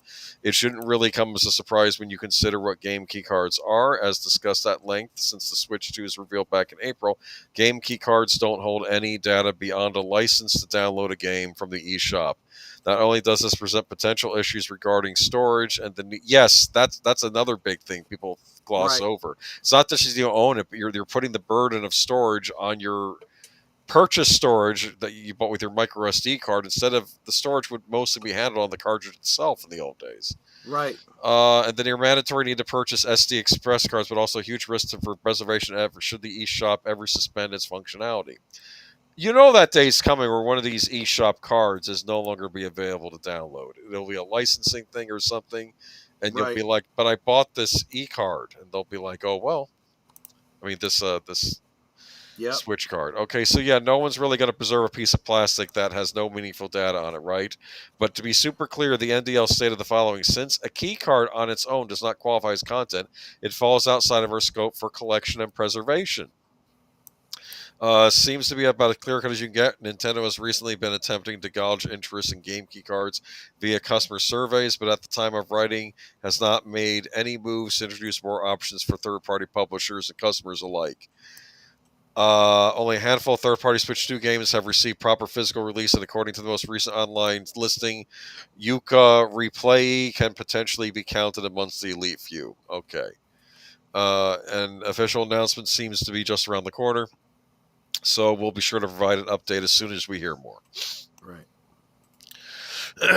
I love the comment. Does this come as even a remote shock to you? Right, exactly. Leave a comment. That's from Nintendo Life, yeah. Right. Excuse me. Yeah. Throat's dry for some reason. Julia Roberts. Oh, wait. I got to actually move over to Julia Roberts. I had a hard time, and it might have been just my computer or my internet connection. I was trying to get a decent picture of Julia Roberts, but that one's okay. All right. She was the big star back in the day, remember? Oh. Okay. Julia Roberts defends Luca Guadagnino's after the hunt while fielding questions about quote-unquote #MeToo in Venice. Julia Roberts defended her new film After the Hunt at a heated Venice Film Festival press conference where the star was questioned about the movie's statements surrounding the hashtag #MeToo movement and cancel culture. In the thriller set in the world of higher education, Roberts stars as a beloved college professor who finds herself at a personal and professional crossroads with her mentee, Ayo Edebiri, accuses a friend and colleague, Andrew Garfield, of crossing a line. Roberts waved off early questions about whether After the Hunt was undermining the feminist movement. The journalist also raised questions that the movie had caused controversy among festival goers who felt the story revives old arguments about believing women who speak up about sexual assault allegations. Though Roberts didn't directly address the query, the actress said she wants the movie to bring up difficult conversations. Not to be disagreeable, but it's not in my nature, Robert said with a laugh. But the thing you said that I love is that it revives old arguments. I don't think it's just reviving an argument of women being pitted against each other or not supporting each other. There are a lot of old arguments that get rejuvenated that creates conversation. Roberts continued, the best part of your question is that you all came out of the theater talking about it. That's how we wanted it to feel. So you realize what you believe in strongly because we stir it all up in you, so you're welcome. Asked again about the topic, Roberts denied the film was attempting to stoke controversy and lamented that society is losing the art of conversation and humanity right now. Yeah. I agree with her. So, I do want to interrupt and point out that, yes, when you have situations like this, they are nuanced. Everyone wants to make them very simple. They want to overgeneralize, right? They want to say, well, look at all these examples of where people lied, therefore we shouldn't believe people. And then there's the other side saying, nope, we should believe everybody, regardless of proof. And everyone with any level of brains knows no. The truth is somewhere in the middle. We want to be open to believing people, but if we're going to believe you, you do have to have proof, because innocent till proven guilty. The truth is somewhere in the middle. And not every case is the same. Sometimes there are bad people out there doing bad things that need to be called out for it. And that's on both sides. That's either a predator or, a fake victim. It could be either way. You could be a predator. Yeah, you can be a predator either way, I guess, in some ways. Exactly. Yeah. So, I mean, I don't know what the movie's going to be. I don't know what it's ultimately going to be or ultimately say about the guy being accused, but it sounds like she just wants you having a conversation. Right. Which apparently you're not allowed to have conversations about certain things. And frankly, let's be honest, a lot of people got thrown under the bus of Me Too that shouldn't have. Right. I mean, yeah. So moving on to... Netter has any comments, you can chime in on this, but Devil in Disguise John Wayne Gacy trailer sees Gabriel Luna lead the charge to bring the Michael Chernus killer clown down. Peacock is chronicling the crimes of one of America's most notorious serial killers in its upcoming true crime series, Devil in Disguise John Wayne Gacy. A trailer released Tuesday sees Gabriel Luna's detective Raphael Tover doing everything he can to bring down Gacy, played by Michael Chernus. He faces a bigger challenge than he ever imagined when, after finding the bodies of young men buried underneath Gacy's home, the most serious charge he stands to face is illegally operating a graveyard. Determined to put him behind bars for much longer, the state of Illinois must search for more evidence that he committed these murders. Watch the full trailer above on the site. In addition to trailer, Peacock, not Picard. Peacock also released some additional photos from the upcoming series, including a shot of Greg Brick and Martin Ireland as Harold and Elizabeth Piest, the parents of Robert Piest. Am I saying the name right? I have no idea. Okay. Piest, Gacy's last known victim, whose disappearance led authorities to the discovery of a mass graveyard under his home. From 1972 to 1978, 33 young men were kidnapped, murdered, and buried in a crawl space beneath the house of their killer Gacy, who went undetected for years because he was a charming and funny, had a good all-American job, was a community leader, and even volunteered to entertain sick kids while dressed as a clown. Yeah. Okay, so we'll see. I'm kind of curious about this one, but I don't know if anybody had any thoughts on this. It seems to be focusing on the detective rather than the killer, from the sound of it. Right, which is because let's interesting. face it, he is the hero of the story. It's Yes. a real life version of something like Silence of the Lambs, where you're looking at it from the point of view of the detective, trying to track down a serial killer. I know that modern audiences have a hard time distinguishing, between heroes and villains, but there is still a difference. But yeah, Netter and I have pretty personal connections to this case, if for no other reason because of where these crimes took place, literally in our hometowns. Yeah, Gacy went to my high school. Yep. Yes, he did. Not while I was there. Okay. Right. He was, significantly ahead of her. But yeah, when you find out, oh yeah, they caught this serial killer, and oh, by the way, yeah, he went to, Netter's school. That's kind of freaky. For me, and this is where you get into the whole.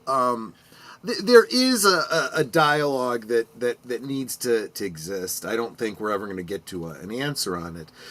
People are talking about when we find out about mass killers, right? We want to not give them notoriety. We don't want to say their names. We don't want them, being glamorized, because there is demonstrable evidence that they do inspire other people to do the same things. However, I also feel that in order to combat the problem more generally, we need to be aware of the type of person that does this. You've got to be a little bit of a profiler, right? Now, I know there's people that are going to freak out at me saying that, going, you're overgeneralizing, you're stereotyping, Look, this is how crime, is solved. You need to say what is similar about these people. This is the deductive reasoning that has to happen, right? Also, on a much more basic note, and this is where it affects me directly, you grow up in a relatively crime-free, suburb in the 70s and 80s. The times that we literally talked about how you could leave your houses unlocked, Yes. you could leave your cars unlocked. I could park my car, in the Jewel parking lot, and leave my keys in the ignition and a $10 bill on the dashboard. And when I came back, I'd find 2 5s. Yeah, I mean, that kind of, it's a joke. But, Sorry. But you were not concerned. You could walk to, literally, my mom sent me to school. I would walk or ride my bike about a mile to school, grade school, every day. With the exception being like if it was like really, really bad weather. Okay, I could probably get a ride. But the point is, you look could. at you. Yeah. I had to walk regardless. Yeah, exactly. The point is, But back in the 70s, kids would walk around town, and it wasn't by themselves. It was safe enough to do that until, yes. Then we started, the police would come in and they talk to us about stranger danger and, McGruff the crime dog and all this kind of stuff. And you hear it, you follow it, but you don't really see it in real life. I remember the John Wayne Gacy case being the absolute first case where my mom and grandmother said, see, this could happen to you.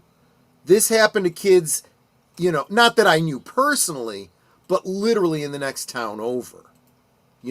Kids in my age range. Yep. That's why I say John Wayne Gacy literally became the name and face of the bogeyman for me and my generation in this area. And I remember it was after Netter and I got married that he was executed. And I stayed up till midnight, the night that he was executed, just to hear the words, "It's done." There's actually a parody song about him. It's another brick in the wall became another kid in the crawl. Another kid in the crawl, yeah. Yeah, because these kinds of gallows humors is how we dealt with our fear of this kind of insanity. Troy, people should be aware of their surroundings, and they should really, and I mean really, be careful with the people around.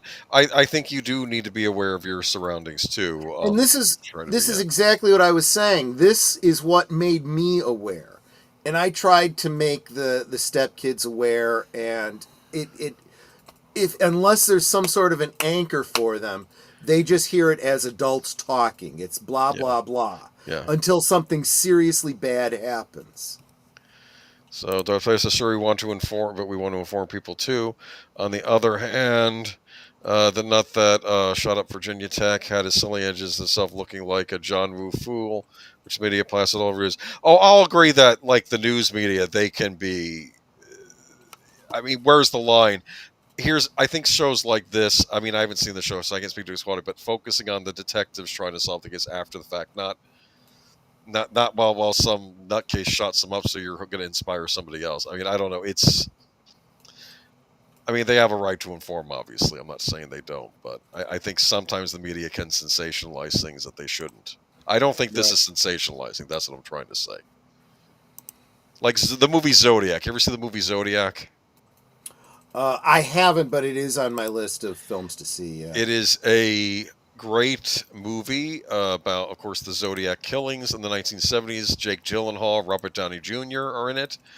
But what the movie really, in my opinion, focuses on are the reporters and the cops that are trying to solve the case. Yeah. Do you understand? They're trying to get to the bottom of it. It's more about the toll it takes on them. Yeah. You know, and if that's what this is, I think that's a good idea. And again, I remember Brian Dennehy played him in a made-for-TV movie once. Remember, and he says, "Don't you know a clown can get away with murder?" Remember that? It's like yikes. And I don't know though. This actually is bringing me back. You always heard about stuff like this. I think, and then we got the helicopter parents during the millennial generation, right, where they were watching their kids too much. The opposite, right? And then, because I was a kid, I used to run around town. I used to go down to the field, to the playground or whatnot, and without my parents being there with me when I was a child. I mean, it wasn't considered odd even in the 80s, but I don't know. Okay. I used to take the bus and the subway downtown Chicago when I was like 9-10 years old. No one gave it a second thought. Yeah. Yeah, things have really changed, though. They really, really have. For the detriment. I am going to say this, too, though. Someone who I forget who was saying, beware of your surroundings. Yeah. You can't be aware of your surroundings when you're on your device all the time. Just food for thought. That's a great point. That is, I've seen too many videos online of people with, walking at their thing, walking into a pole or walking into a hole in the ground. And it's like, put the phone away when you're walking. This is yes. Darwin at work. I'm telling you. Moving on to, I do like that picture. That's from the article. This is a new Lego set. Toys. So I had, for a while, Lego had done a bunch of pirate-themed ships. Yes. And I picked up a bunch of them, like, secondhand. They weren't specifically licensed Pirates of the Caribbean. I know that they existed. They used a lot of the same parts, but I used them for D&D. They're the perfectly right scale. Yeah, and I used to have some of those pirate sets. That was the last Lego sets I was really getting into before I moved on to Nintendo, playing Nintendo games. But I used to be a bit of a Lego aficionado when I was a kid, and like you said, I think later on they just repurposed these as Pirates of the Caribbean sets, right? Mm-hmm. Yeah, which makes sense because I mean, there's no reason to what's working is working, right? I mean, right. But Pirates of the Caribbean Lego set announced. Lego's announced a new Pirates of the Caribbean set inspired by so-called set called Lego Icons. Lego Icons are fancier Lego sets. I think they really are meant for the adult collector. Mm-hmm. But this is Captain Jack Sparrow's pirate ship. It's the Black Pearl, which was previously called the Wicked Wench. Okay. Is that movie lore, or is that in the? It must be. I used to call it the Wicked Wench. I'm trying to do. Okay, a huge shadowy ship that aimed at the 18 plus bracket. It's made up of 2,862 pieces, and it comes with 8 minifigures. Officially designed as set number 10365, Captain Jack Sparrow's pirate ship set will cost $379.99 and will be available on September 15th, though LEGO insiders can get early access starting September 12th. Sign up for free here. The set is not available for pre-order, but you can see the listing at the LEGO store. Another reason why I don't buy Legos, not because I mean, I'm sure the quality's there for the price. That is pricey though. Yeah. LEGO insiders who purchase Captain Jack Sparrow's ship between September 12th to 18th will also receive Captain Jack Sparrow's compass as a free gift with purchase while supplies last. Any set of nearly 3,000 pieces will include plenty of nifty details, but this one looks particularly interesting. There are dials that you can turn to deploy cannons on both the port and the starboard sides of the ship. If you turn the ship's wheel, you'll operate the rudder just like on a real ship. You can open the deck to peek in at the captain's quarters, which are furnished just like you'd expect.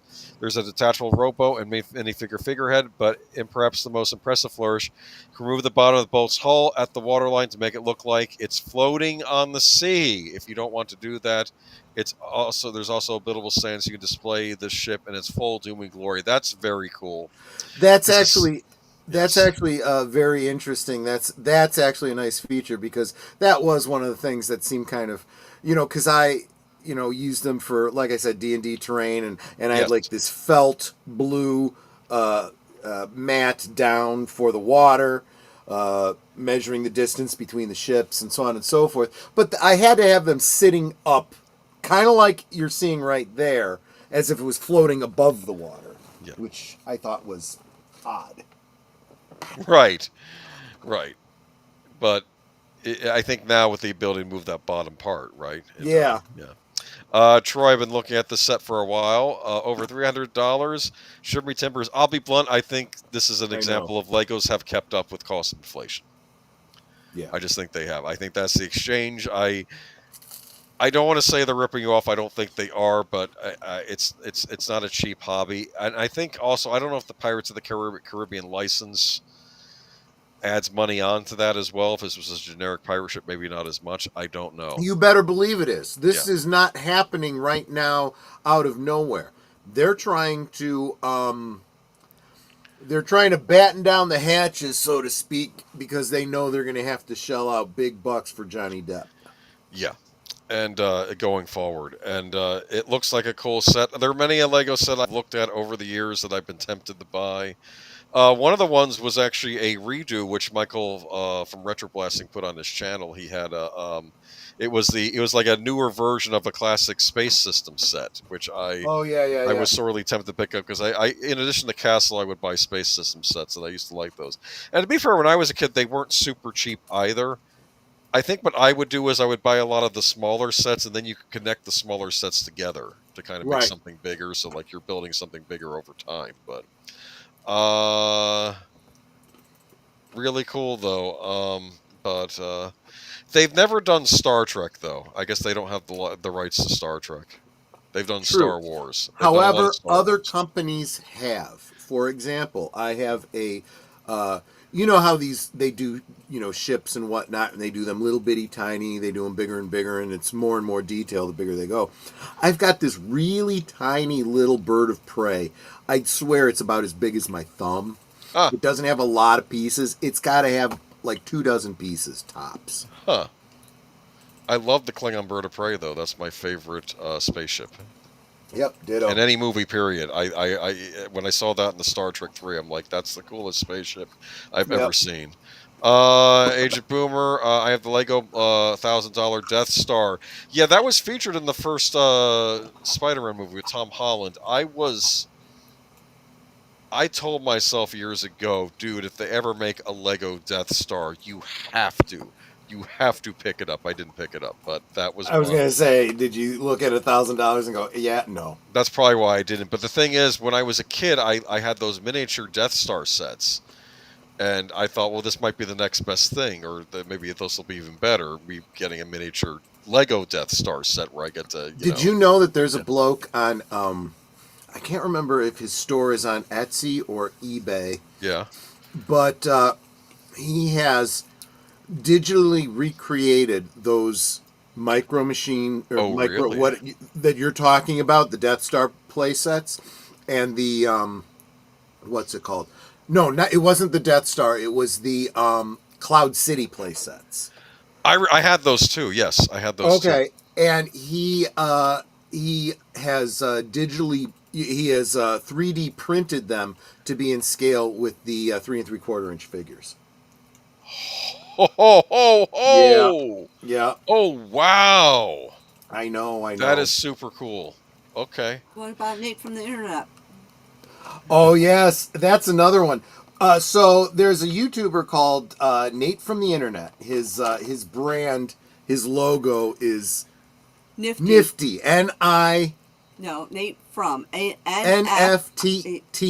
N-F-T-I. Nifty. Nate from the Internet. And he does a little bit of what do you like Mythbuster type stuff and whatnot, but he also does a lot of crafting stuff. And lately he's been doing a lot of 3D printing stuff. Well, he's got a whole series going right now where he is taking the fairly large sized Lego castle. You know, the castle, it folds out so that the inside's got different sections and stuff like that you can play in and stuff, right? Yeah, that's cool. Yeah. Well, he is printing it. I think it's like 12 times scale or something. Kind of big enough that, a little kid would be the size of the Lego figure. And he is building these huge bricks, and he's building the whole thing in a big warehouse. Wow. Yes, Is and there- and he, as he's doing it, he's refining his technique. Like, I didn't think about this, but I need these bricks to be strong enough to support the weight of somebody standing on a second level. And so he's like as he's done stuff together, he's like, yeah, I gotta redo this, and he's working with people, and yeah, it's pretty impressive. A lot of plastic going into it. He's because there can be so much waste. He's having to like recycle his waste plastic in order to keep. I mean, it's amazing. He is 3D printed an actual figure, an actual horse. The Lego horse with the saddle and everything. Yeah. with the saddle and everything. Wow. And he has 3D printed the helmet that goes onto the guy, and he's Yep. actually able to put the helmet on. This a YouTube channel? Yep. I'll Yeah. look Nate for it. from the internet. Yeah. Charlotte starts Night Star. The werewolf says, "I'm stealing that ship when no one's looking." Laugh out loud. I have to tell you, Charlotte Night Star. When I was a young kid, there was a kind of like a Kmart, Walmart knockoff store chain in New Jersey called Bradley's, and they had the Nina, the Pinta, and the Santa Maria all made fairly large scale on Lego on display. And you better believe, as a kid at the time, I wanted to bring those ships home with me. That's why I was kind of excited when the pirate system got announced, because I wanted a ship like that. I mean, they were the pirate ships they released weren't on that scale, because those were very impressive. But I remember, the 3 Columbus ships. They were very cool looking. Agent Boomer. Oh, the Spider movie had the $500 set. You have the $1,000 set. Oh, that's right. They make newer ones. Didn't they do the Super Star Destroyer recently too? I think I read that somewhere. They were planning to. There are channels on the internet where people will build these huge scale ships and then drop them from a second floor so they can film it shattering. No, that's like a nightmare for me. I can't bear to watch that. All right, that's enough Lego news for the night. But me wants the ships. Age we love all 3 Columbus ships. Thanks to Queen Elizabeth. Yeah, no, they looked in scale. They were impressive. I wish I had a camera, but this was back in the 80s. We didn't have phones or cameras on phones back then where I could have taken a picture. But yeah. All right, moving on to Yes. Gilmore Girls documentary going back. Back to Gilmore Girls. Wait, before that. Oh no! Wait a minute. Hold on. I forgot to do the next one, the Zaslav thing. I hate it when I do this. Okay, it's my own fault. I'm just going to read this article real quick. It's the Wizard of Oz article. I thought I had an Okay. image in here for it. Sphere's Wizard of Oz has been digitally altered to include David Zaslav's face. Classic 1939 movie The Wizard of Oz is filled with famous characters like Cowardly Lion, Wicked Witch, yeah, blah, blah. And, of course, Dorothy Gale himself. But if you go to the new immersive version at Las Vegas' Sphere, there will be 2 new faces in the crowd. Sphere Entertainment CEO James Dolan and Warner Brothers Discovery's David Zaslav. Yeah, they actually inserted themselves into the movie. They replaced the faces of 2 faces of characters in the movie with faces of Dolan and Zaslav. I won't tell you where. It's only for like 2 seconds. They think it was munchkins that were too blurry to be identified. Really? That's weird. That is weird. I don't like this. I'm not going to spend a lot of time on this since I don't have the picture. It's Actually, I'm a little confused by this. Is being projected into that big dome yes. in Las Vegas? Yes. Are they doing a whole movie on this? I assume that the Sphere? movie surrounds you. They used AI to help them with this too, but I assume the movie surrounds you in the theater. It's not unheard of. Movies back in the 1950s, they were really trying. Like when you went to go see Ben-Hur, it was so wide it was supposed to go across like half the like curve around like half the theater. I heard that they actually had curved theaters where like it wasn't like a full circle, but it was like half a circle around. See, and that's where generative AI could be useful. And it sounds like that's what they're trying to do here, where they go, if it was already in a super wide, immersive thing, well, we could actually still do that with modern projectors, but we could extend the edges up and around using generative AI. And that's probably what they did. I find it disturbing that they stuck Zaslav's face in there, even if it's only for 2 seconds. It's just weird. Darth Plato, Ben-Hur is a great sports movie. I agree.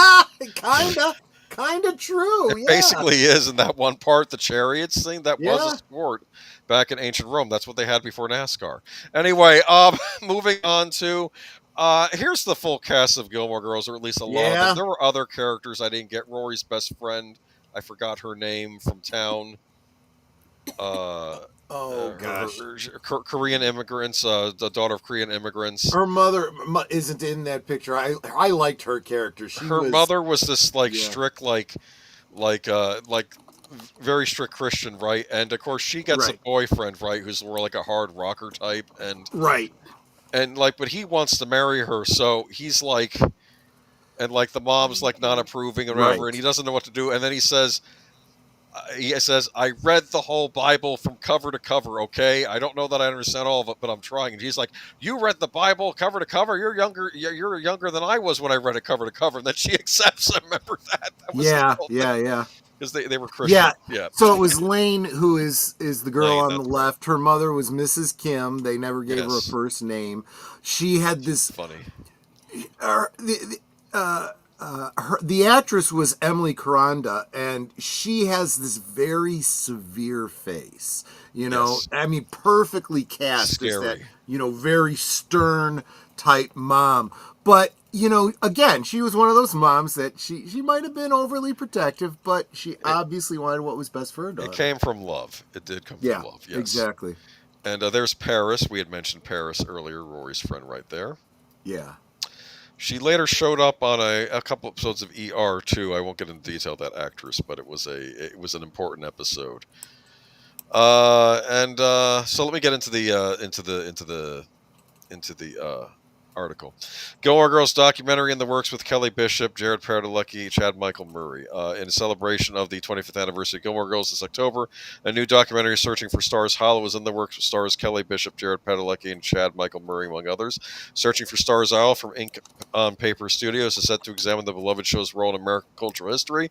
Per a press release, as well as include never-before-seen interviews with cast members and behind-the-scenes stories from crew members, writers, and directors, in addition to Bishop, Emily Gilmore, Padalecki, Dean Foster, and Murray Tristan Dugray. The doc will also feature interviews with Kiko Agena, Lane Kim, Sally Struthers, Bette Dell. I forgot Sally Struthers was on this show. Miss Stories. She was actually a very annoying character. I really did not care for her. Yeah, but a bunch of characters.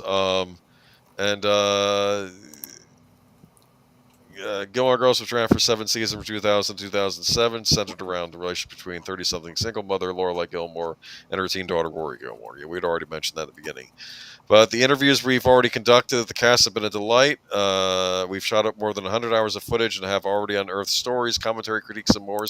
And we're continuing to shoot more interviews in the coming months to present the most complete, full, and truly new story of the show's impact and legacy that is only possible at this historical moment.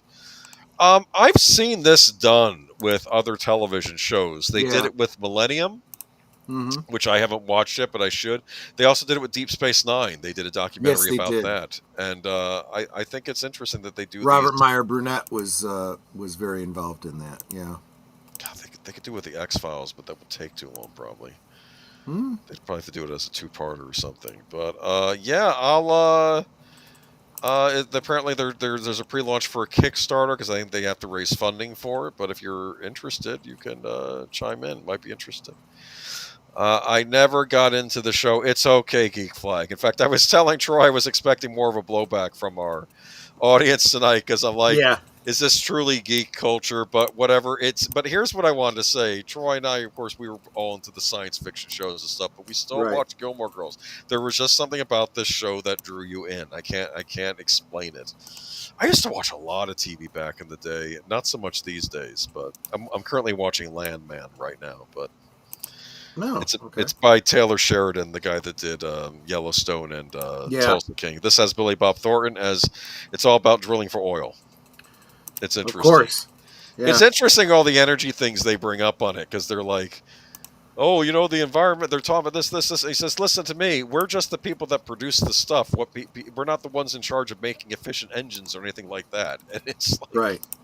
They make interesting arguments on the show about oil, and it's not what you typically expect from Hollywood, because I guess. Well, it's the kind of thing where, again, we mentioned this earlier, sometimes these arguments are a little bit more nuanced than people are prepared to deal with. And there's a lot of misinformation or partial information. I think people need to talk about that too. The partial information. Knowing part of something and not knowing all the details, you don't really know what's going on. And people think that first, well, carbon in the air is so bad because carbon dioxide and blah, blah, blah, and we're going to turn into Venus. And real, climate scientists are going, it doesn't really work that way.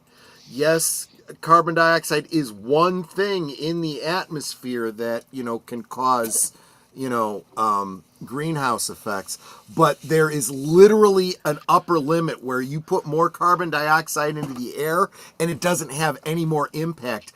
And we think we're at that level already. So you could burn all the carbon in the world and it's not going to make any more difference as far as, greenhouse effects. Now, there's a lot of other things that are in Venus's atmosphere that we definitely do not want in our atmosphere. I thought you were saying I could live on Venus now. I'm very upset about this. You could, but you can't live on the surface of Venus. You Is would the literally property have cheap? to live. Is the property cheap? Bargain prices? Just getting there is going to be pretty darn expensive, but it'll be I'll something figure out a way. It'll be something like Bespin's Cloud City is what it would actually be like. What's the Wi-Fi like out there?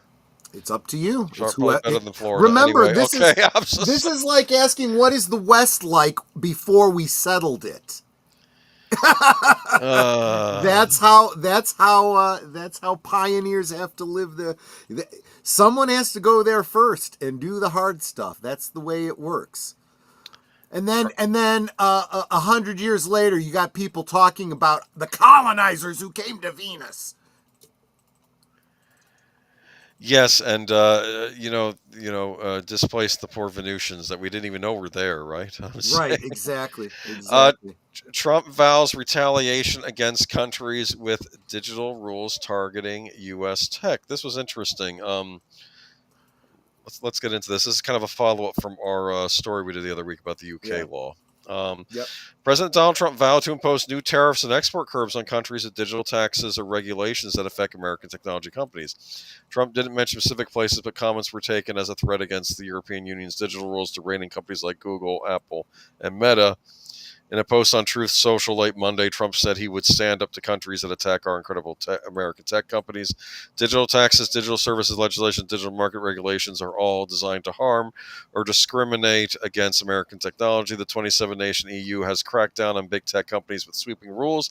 The Bloc's Digital Services Act aims to clean up social media and online platforms, and its Digital Markets Act is designed to prevent digital monopolies under threat of hefty fines for breaches. Some individual European Union countries like France, Italy, and Spain have digital services tax, as does Britain. The Trump administration has long held the EU's tech regulations in contempt, and tech companies have chafed against them. Trump also complained that big Chinese tech companies get a complete pass from the rules. This must end, he said, and vowed that unless the discriminatory actions are removed, they would impose substantial additional tariffs on the offending nation's exports to the U.S. and institute export restrictions on our highly protected technology and chips. The EU's Executive Commission pushed back. It is the sovereign right of the European Union and its member states to regulate economic activities on our territory, which are consistent with our democratic values. Commission spokesperson Paolo Pinho said at a regular press meeting. Trump's latest salvo comes a week after Washington and Brussels released a joint statement on their trade deal that includes a pledge to address unjustified digital trade barriers. In June, Trump threatened to suspend trade talks with Canada, forced Prime Minister Mark Carney over Ottawa's plan to impose digital services tax on technology companies, forcing Carney to abandon the tax. All right, so this isn't actually having to do with that new UK law, because I keep waiting for Trump to open his mouth on that. But there's a case going through right now. I think it's 4chan is suing over that in the UK. Interesting. And I'm not understanding even what basis they have to bring the suit, but I'll be interested to see what comes of that. As far as the tariffs go, and this is probably going to upset a lot of people in the chat, but we got to call balls and strikes. Just recently, Trump lost a lawsuit regarding his use of tariffs, and I've actually seen it coming. He set out initially using tariffs the way that they are meant to be used, in what I thought was a very positive way. He has very much overstepped what the president should be doing with tariffs, and it's going to cost him dearly in being able to use that tool from his tool drawer. You're thinking he should have used something else to address this. Absolutely, and there are other means. I feel that this is true now as it was during his first administration. He's listening to some bad actors that are purposely walking him into traps, and it's very easy to walk an egoist into a trap when you use his ego against him. But I don't know how I feel about these European Union laws. I don't know. It bothers the heck out of me that it impacts us, right? We sit here and we talk about our First Amendment rights, and they're like, well, not when it involves us. And to a certain degree, that's true. This World Wide Web concept. The problem is that there isn't, although they want there to be, there is no single world government. So it's a problem. Yeah. The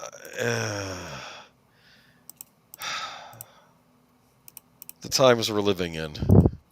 These are sadly very interesting times that we live in. That's true. I don't know why the word I don't know why International Monetary Fund popped in my head, but I don't know if that's related. Anyway, okay. Yeah. Everyone's entitled to their opinion on the EU, and welcome Horror King, who I believe lives in the EU, or lives in Ireland, so welcome.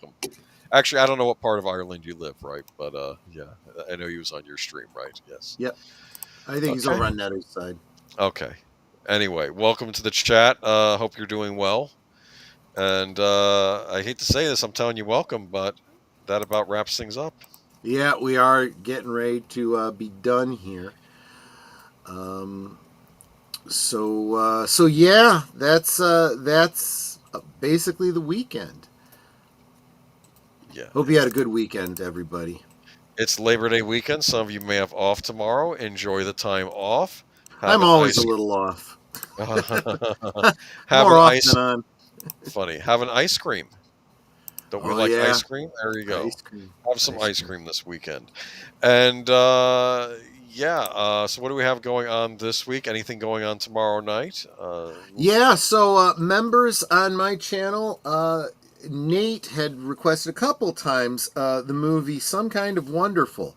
And I know I must have seen this movie, but I don't remember any details. What There are you is no talking way. about? Eric Stoltz, right? Yes, Leah Thompson. And I can't believe there's a movie that she was in that I did not see. So John Hughes classic. it He wrote the is, and I screenplay at love least. Yeah. John Hughes. He wrote the you know, screenplay so. at least. Yeah, it's considered one of the Hughes. It's considered a Hughes movie. Yes, even if he didn't direct it, he still wrote the screenplay. Yep. I still haven't seen She's Having a Baby, and that's a John Hughes movie. So Oh, I love that movie. So that's That's Kevin Kevin Bacon, right? Bacon and Yes. Elizabeth. Shoe? No. Montgomery or something. Or... No. Darn, she was in about last night. Elizabeth Perkins. Okay. Yes. So I will have to check out She's Having a Baby. You can check out Some Kind of Wonderful. Some Kind of Wonderful if classical. you are a member on my channel. And of course, membership is only $2 a month. That is nothing to support a channel from which you get tons of content on a, well, almost daily. Well, now it is a daily basis on my channel. Because you have Liquid Lunch, which is every... Because there's Liquid Lunch every noontime Central, 1 Eastern. I have a different theme. Mondays is Monday Musings. Tuesdays is Tuesday Thoughts. Wednesday is WTF Wednesday. Thursday is Thankful Thursday. And Friday Fun Day. Fun Day, exactly. When I talk about booze. You can learn some interesting history around your favorite alcoholic beverages. Well, the American history is the history of alcohol. It really is. The two go very much hand in hand. Do you have a UFO themed drink for this Friday? We'll get to that in a minute. I guess you can think about that. I'll have to think about that. Okay, yeah. I'll like think a about Martian that. mumbler, or I don't know. Martian mumbler. That's anyway, funny. Tuesday, it's going to be Sparkwood 21. We'll be on over at Deleted Scenes channel. Yeah. So you may not know this, Boomer, but every year in Twin Peaks, over Labor Day weekend, at the Packard Mill, they celebrate the Packard Timber Games. They have, an end of the year, celebration with, lumberjacks doing the, cutting down trees and flipping logs and all that kind of stuff. And we're going to talk about that. And I will fill you in on who won this year in 2025. Very cool. Okay, looking forward to that. And then immediately after that, on my channel, the next episode of Blake 7, I think it's the 5th episode of season 4. The episode is called Animals, and I'm kind of billing it as the island of Dr. Moreau in space, basically. Animals? Yes. Okay. Dr. Moreau in space. Okay, all right. Yeah. That sounds interesting. Yeah. So then what else is going on this week? Thursday, Netter's Network. I don't believe Netter has a guest. No, I don't at the moment. But if anyone would be interested in being a guest on Thursday Things, drop me a DM. Let's see about getting you on. And if not this week, maybe a week soon in the future. Exactly. That's Thursday. And then that brings us to Friday. Last call with Troy Yep. Pacelli and friends. Well, like I said, we don't know what I'm going to be drinking, so I don't know what I'll be talking about. We'll be talking about maybe some UFO stories, like perhaps abduction stories, people who have seen unidentified flying objects, and maybe even little green men or tall gray men. So yeah, we'll exactly. Figure it out. Exactly right. So, and that'll be Friday evening, and then Saturday, what do you have going on? What's the movie? Let's see. Saturday is, we just had Netter, so it is Big Al, and we are from Big Al's perspective, we are entering spooky season, and we're just coming off of Jane Austen August. So last week, well, a week ago from yesterday, we watched Pride and Prejudice. Next Saturday, we'll be watching Pride and Prejudice and Zombies. Pride and Zombie, yeah, Zombies. Yep. It's a good movie. I was actually really surprised how well zombies fit into the Jane Austen story. It just better than you would expect if you've never seen it. I always want to feel like pairing that movie with Abraham Lincoln Vampire Hunter for some reason. I don't know why. Yeah, that story isn't quite as good. Okay, I got you. Okay, I don't know. I'm just all right. And then that brings us to Sunday, where you can check out Unscripted with deleted scenes, the official pre-show of Geeky Geezers. Yeah. And we'll be talking about some interesting things next week too, I'm sure. Yeah. And meanwhile, stay away from people named John, Wayne, or Gacy, and you should be fine. Okay, I'm sorry, or Casey, I should say. Okay. All right, y'all have a good week. Anything left to say? Nope. I want to thank everybody for hanging out with us. I hope you weren't too put off by the Gilmore Girls talk. It sounded like you guys took it all in the spirit it was intended, so I'd say that's pretty good. Yes. All right, y'all have a good week. Take care, everyone. Bye-bye.